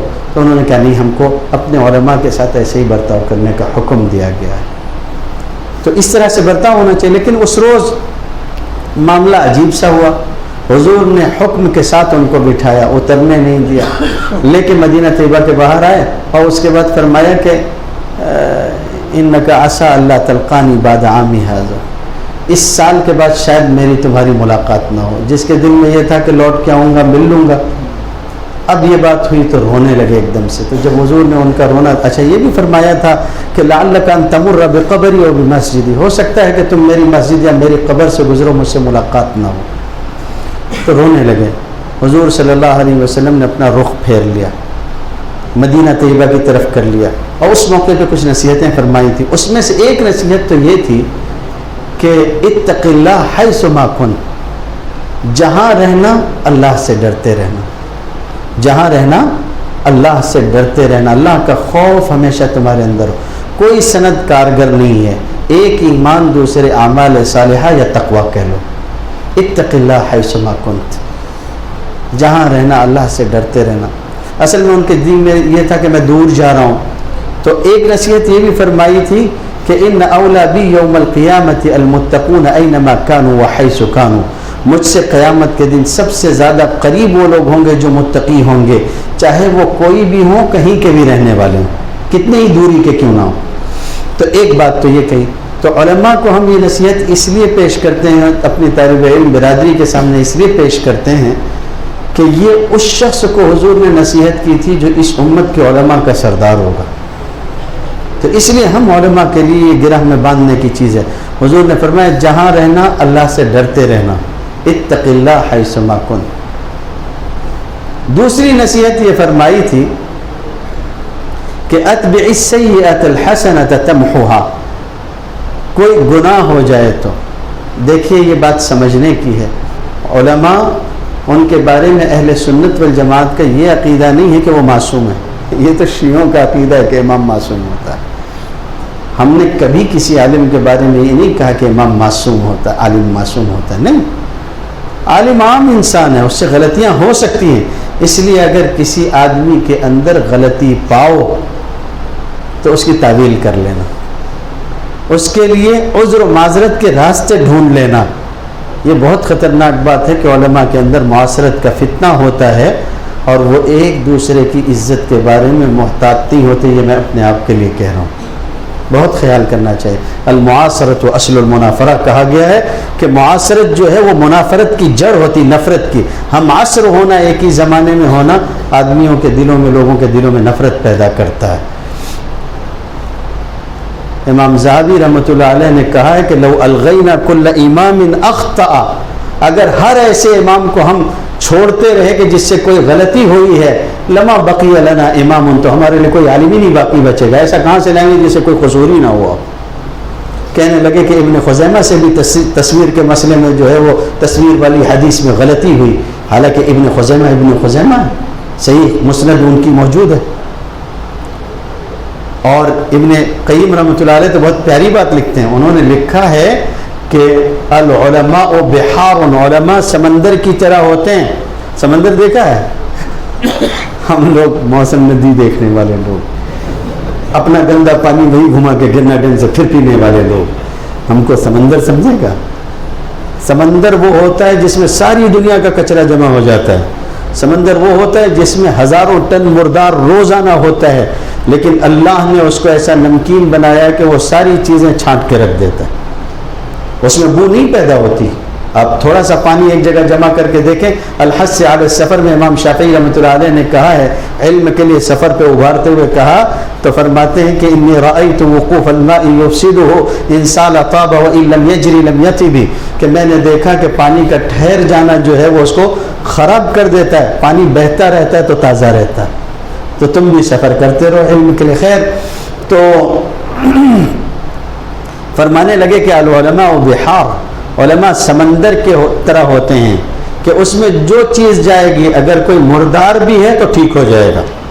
اور اسی سے کہا گیا، امام مالک کہتے تھے علماء کو مخاطب کر کے، یا علماء البلد، یا علماء الامتی و یا ملح البلد، وہ کہتے تھے اے امت کے علماء اور اے امت کے اور شہر کے نمک۔ نمک جانتے ہو؟ سمندر میں نمک ہوتا ہے، نمک ہی ساری چیزوں کو ٹھیک کرتا ہے۔ فرمایا فمن یصلح الملح اذ الملح فسد، کہ کون نمک کو ٹھیک کرے گا اگر نمک ہی خراب ہو جائے گا تو؟ تم شہر کے نمک ہو، اگر نمک ہی خراب ہو جائے تو پھر اور چیز، چمڑا سڑتا کیوں نہیں ہے؟ نمک لگاتے ہیں تو نہیں سڑتا ہے۔ ساری چیزوں کو سڑنے سے نمک روک رہا ہے، اگر نمک ہی خراب ہو جائے گا تو کیا کرو گے؟ اس لیے علماء سے اگر کوئی غلطی ہو جائے تو تعویل کرنا۔ تو آگے ابن قیم کہتے ہیں کہ حدیث شریف میں آتا ہے اذا جاوز الماء قلتین لم يحمل خبثا، کہ اگر پانی 2 مٹکے ہو جائے تو ناپاک نہیں ہوتا۔ امام شافعی کا مسئلہ ہے، انہوں نے مسلک لیا اور حدیث ہے پوری۔ فرمایا جب پانی 2 مٹکا ہو تو نجاست نہیں اٹھاتا، تو علماء تو سمندر ہے، اس لیے اس کا خیال کرنا۔ اتبع السیئۃ الحسنۃ تمحوها، کوئی غلطی ہو جائے نیکی کر لینا، نیکی اس غلطی کو مٹا دے گی۔ اسی لیے کہتے ہیں کہ گناہوں کا ربر، گناہوں کی پینسل کا ربر نیکیاں ہیں۔ کوئی غلطی ہو جائے تو نیکی کر لینا، اللہ تعالیٰ تمہارے گناہ کو مٹا دے گا۔ ان الحسنات یذہبن السیئات۔ اور آخری بات جو کہی تھی، خوش ہو جائیے، آخری بات میں اسی پہ اپنی بات، اسی ایک تشریح پہ اپنی بات مکمل کر لوں گا۔ خالق الناس بخلق حسن، لوگوں کے ساتھ اچھے اخلاق سے پیش آنا۔ یہ نہ ہو کہ مولانا تو کسی کی سنتے ہی نہیں، بہت نک چڑھے ہیں، حافظ صاحب تو ایسے ہیں ویسے۔ اور یہ بھی یاد رکھو کہ معمولات کو درست رکھنے کے لیے کسی کی رعایت بھی مت کرنا۔ بات سمجھ میں آ رہی؟ اچھے اخلاق کا مطلب یہ نہیں کہ دور کرنے کا وقت کوئی آگے آپ اس کو لے کے بیٹھ جائیں، ان کو سمجھا دو کہ یہ ہماری مصروفیات کے وقت ہیں۔ علماء جب اپنی مصروفیات کا خیال کرتے ہیں اور منظم کرتے ہیں اپنے آپ کو، تو بعض لوگوں کو چائے سے زیادہ کیتلی گرم ہو جاتی ہے۔ سمجھ میں آئی بات؟ لوگوں کو ایک عجیب سا وہ ہو جاتا ہے، یہ کیا ہے؟ ایک روز آدھی رات کو ایک صاحب نے بات کہی کہ وہ ہماری اماں کی طبیعت بہت خراب ہے، ایسا 3 بجے کی دروازہ پیٹ رہا تھا گھر کے آگے۔ ہم نکل کے باہر آئے، بھائی کیا بات ہے؟ کہا میری والدہ کی طبیعت بہت خراب ہے۔ تو ہم نے اس سے پوچھا بھائی کتنے دن سے خراب ہے؟ کہا 6 مہینے سے خراب ہے۔ تو یہ آدھی رات میں نہیں تھی، 6 مہینے سے تم اطمینان سے انتظار کر سکتے تھے، تم 3 گھنٹے اور انتظار نہیں کر سکتے تھے؟ 6 بجے اٹھ جاتا ہوں، بات کر لیتے۔ خیر، تو خالق الناس بخلق حسن، لوگوں کے ساتھ اچھے سلوک سے پیش آنا، ہمیشہ اتحاد کی کوشش کرنا، تمہاری ذات سے انتشار نہ ہو۔ فارسی کا بہت پیارا شعر ہے۔ ہم یہ چاہتے ہیں کہ ہم لوگ جو ہے ہم کو سارے انعام ملے جو علم کے اوپر رکھے گئے ہیں، مگر ہم کو وہ اونچا مقام کیسے حاصل ہوگا اگر ہم نافرمانی سے کام لیں، آپس ہی میں افتراق اور انتشار سے کام لیں۔ کہنے والے نے کہا ہے کہ بعد دوستانت خلاف تورا کہ میسر شودی مقام، بعد دوستانت خلاف است جنگ، تمہیں یہ مقام کہاں سے ملے؟ تم تو اپنوں ہی سے لڑتے رہتے ہو۔ تو خالق الناس بخلق حسن۔ مالک ابن دینار رحمۃ اللہ علیہ کے یہاں رات میں چور آ گئے۔ اب وہ زاہد آدمی تھے، گھر میں ملے تو کیا ملے؟ ایک مصلح تھا، کچھ ٹوٹی جو ہے وہ کچھ ٹوٹے پھوٹے برتن تھے جن میں کچھ سوکھی روٹیاں، بس اس کے سوا اور کچھ نہیں۔ ایک مصلح جس میں وہ رات میں خود ہی عبادت میں مشغول تھے، وہی چادر اوڑھی ہوئی تھی۔ وہ گھر میں گھس گیا، پتہ نہیں کس بیوقوف نے اس کو گھر بتا دیا تھا۔ اب اس گھر میں ملتا تو کیا ملتا اس کو؟ کچھ نہیں ملا، سب طرف ٹٹول لیا اس نے۔ مالک ابن دینار سلام پھیر لیا انہوں نے تو دیکھا کہ گھر میں کوئی ہے، ادھر ادھر ٹٹول رہا، کچھ نہیں فرمایا، خاموش رہے۔ اور وہ یہ سمجھتا رہا کہ وہ اپنے میں مشغول ہیں، اس لیے سب طرف اس نے دیکھ لیا، کچھ نہیں ملا تو خالی ہاتھ لوٹ کے جانے لگا۔ تو مالک ابن دینار نے اس کو کہا السلام علیکم ورحمۃ اللہ وبرکاتہ۔ اب آپ سمجھ سکتے ہیں کیا ہوا ہوگا؟ چور شرمندہ ہو گیا کہ میں ان کے گھر میں گھسا ہوں چوری کرنے، یہ مجھ کو سلامتی کی دعا دے رہے ہیں۔ تو اس نے شرما شرمی میں کہا وعلیکم السلام ورحمۃ۔ تو آگے سے بہت پیار بھرے جملے کہے انہوں نے، کہا کہ تم آئے تھے کوئی چیز لینے کے لیے، تمہیں کچھ ملا نہیں، میرا دل دکھتا ہے، تو کیا تم چاہتے ہو کہ دنیا کا تو کچھ نہیں ملا تو آخرت کا تمہیں کچھ مل جائے؟ اترغب فی الآخرہ؟ تو اس نے کہا کہ ہاں، اب کیا کرتا، کیا بولتا بیچارہ؟ تو شیخ نے کہا، مالک ابن دینار نے، توضأ من هذا المركن وصلي رکعتین، اپنا مصلح چھوڑ دیا، کہا کہ یہ وضو کا برتن ہے، اس سے پانی بھرا ہوا ہے، اس میں وضو کر لو اور 2 رکعت نماز پڑھ لو، اور خود دعا میں مشغول ہو گئے۔ پتہ نہیں اللہ جانے کیا دعا مانگی ہوگی انہوں نے، کیا کیا اس کے حق میں مانگا ہوگا۔ اور جو اللہ کے پیارے بندے ہوتے ہیں ان کا مقام ہی کچھ اور ہوتا ہے۔ اس نے نماز پڑھ لی، اس کے بعد کہنے لگا کہ اگر اجازت ہو تو میں کچھ دیر یہاں بیٹھا رہوں۔ پتہ نہیں کیا محسوس کیا اس نے، کیا پایا کیا نہیں پایا۔ اس نے کہا اجازت ہو تو میں کچھ دیر بیٹھا رہوں۔ تو مالک ابن دینار نے کہا کہ بیٹھ جاؤ، خود عبادت میں مشغول رہے، یہاں تک کہ محلے کے مسجد سے اذان کی آواز آئی تو اٹھے اور کہنے لگے کہ چلیے فجر کی نماز پڑھ لیں۔ اپنے ساتھ اس کو لے کے نکلے۔ چور خود بیان کرتا، راوی ہے چور، اس کا راوی ہے، اس نے خود بیان کیا، کتابوں میں آتا، لے کے اپنے ساتھ نکلے۔ تو لوگ ان کے انتظار میں ہوتے تھے محلے کی مسجد کے پاس کہ مالک ابن دینار آئیں گے لوگوں کی نماز کے ساتھ میں۔ تو جب انہوں نے دیکھا کہ آج خلاف معمول گھر سے 2 لوگ نکل کے چلے آ رہے ہیں تو حیرت ہوئی، ہمیشہ اکیلے نکل کے آتے تھے۔ جب قریب آئے تو لوگوں نے پوچھا کہ حضرت یہ کون ہے جو گھر میں آپ کے ساتھ، عموماً بزرگ اپنی عبادتوں کے ساتھ خصوصاً رات کی عبادتوں کے ساتھ کسی کو شریک نہیں کرتے، بہت چھپاتے ہیں۔ تو کہا یہ آپ کے ساتھ عبادت میں شریک رات میں یہ کون ہے؟ تو مالک ابن دینار نے جو جملہ کہا تھا وہ جملہ ہمیشہ اپنے ساتھ رکھیے گا، اور یہی جملہ آپ کو دنیا میں کامیاب کر دے گا اگر اس طرح کا برتاؤ آپ اپنوں سے پرایوں سے کرنا شروع کر دیں۔ مالک ابن دینار نے بہت پیار سے ایک جملہ کہا تھا، جاء لیسرقنا فسرقناہ، ہمارے یہاں چوری کرنے آیا تھا، ہم نے اس کو ہی چرا لیا۔ جاء لیسرقنا، آیا تھا ہمارے یہاں چوری کرنے، ہم نے اس کو چرا لیا۔ اپنے اخلاق سے اپنے عادات سے دنیا کو اپنا بنانے کی کوشش کیجئے، دنیا آپ کے لیے کھلی رہے گی اور آخرت اس سے بہتر رہے گی۔ وآخر دعوانا الحمد للہ رب العالمین۔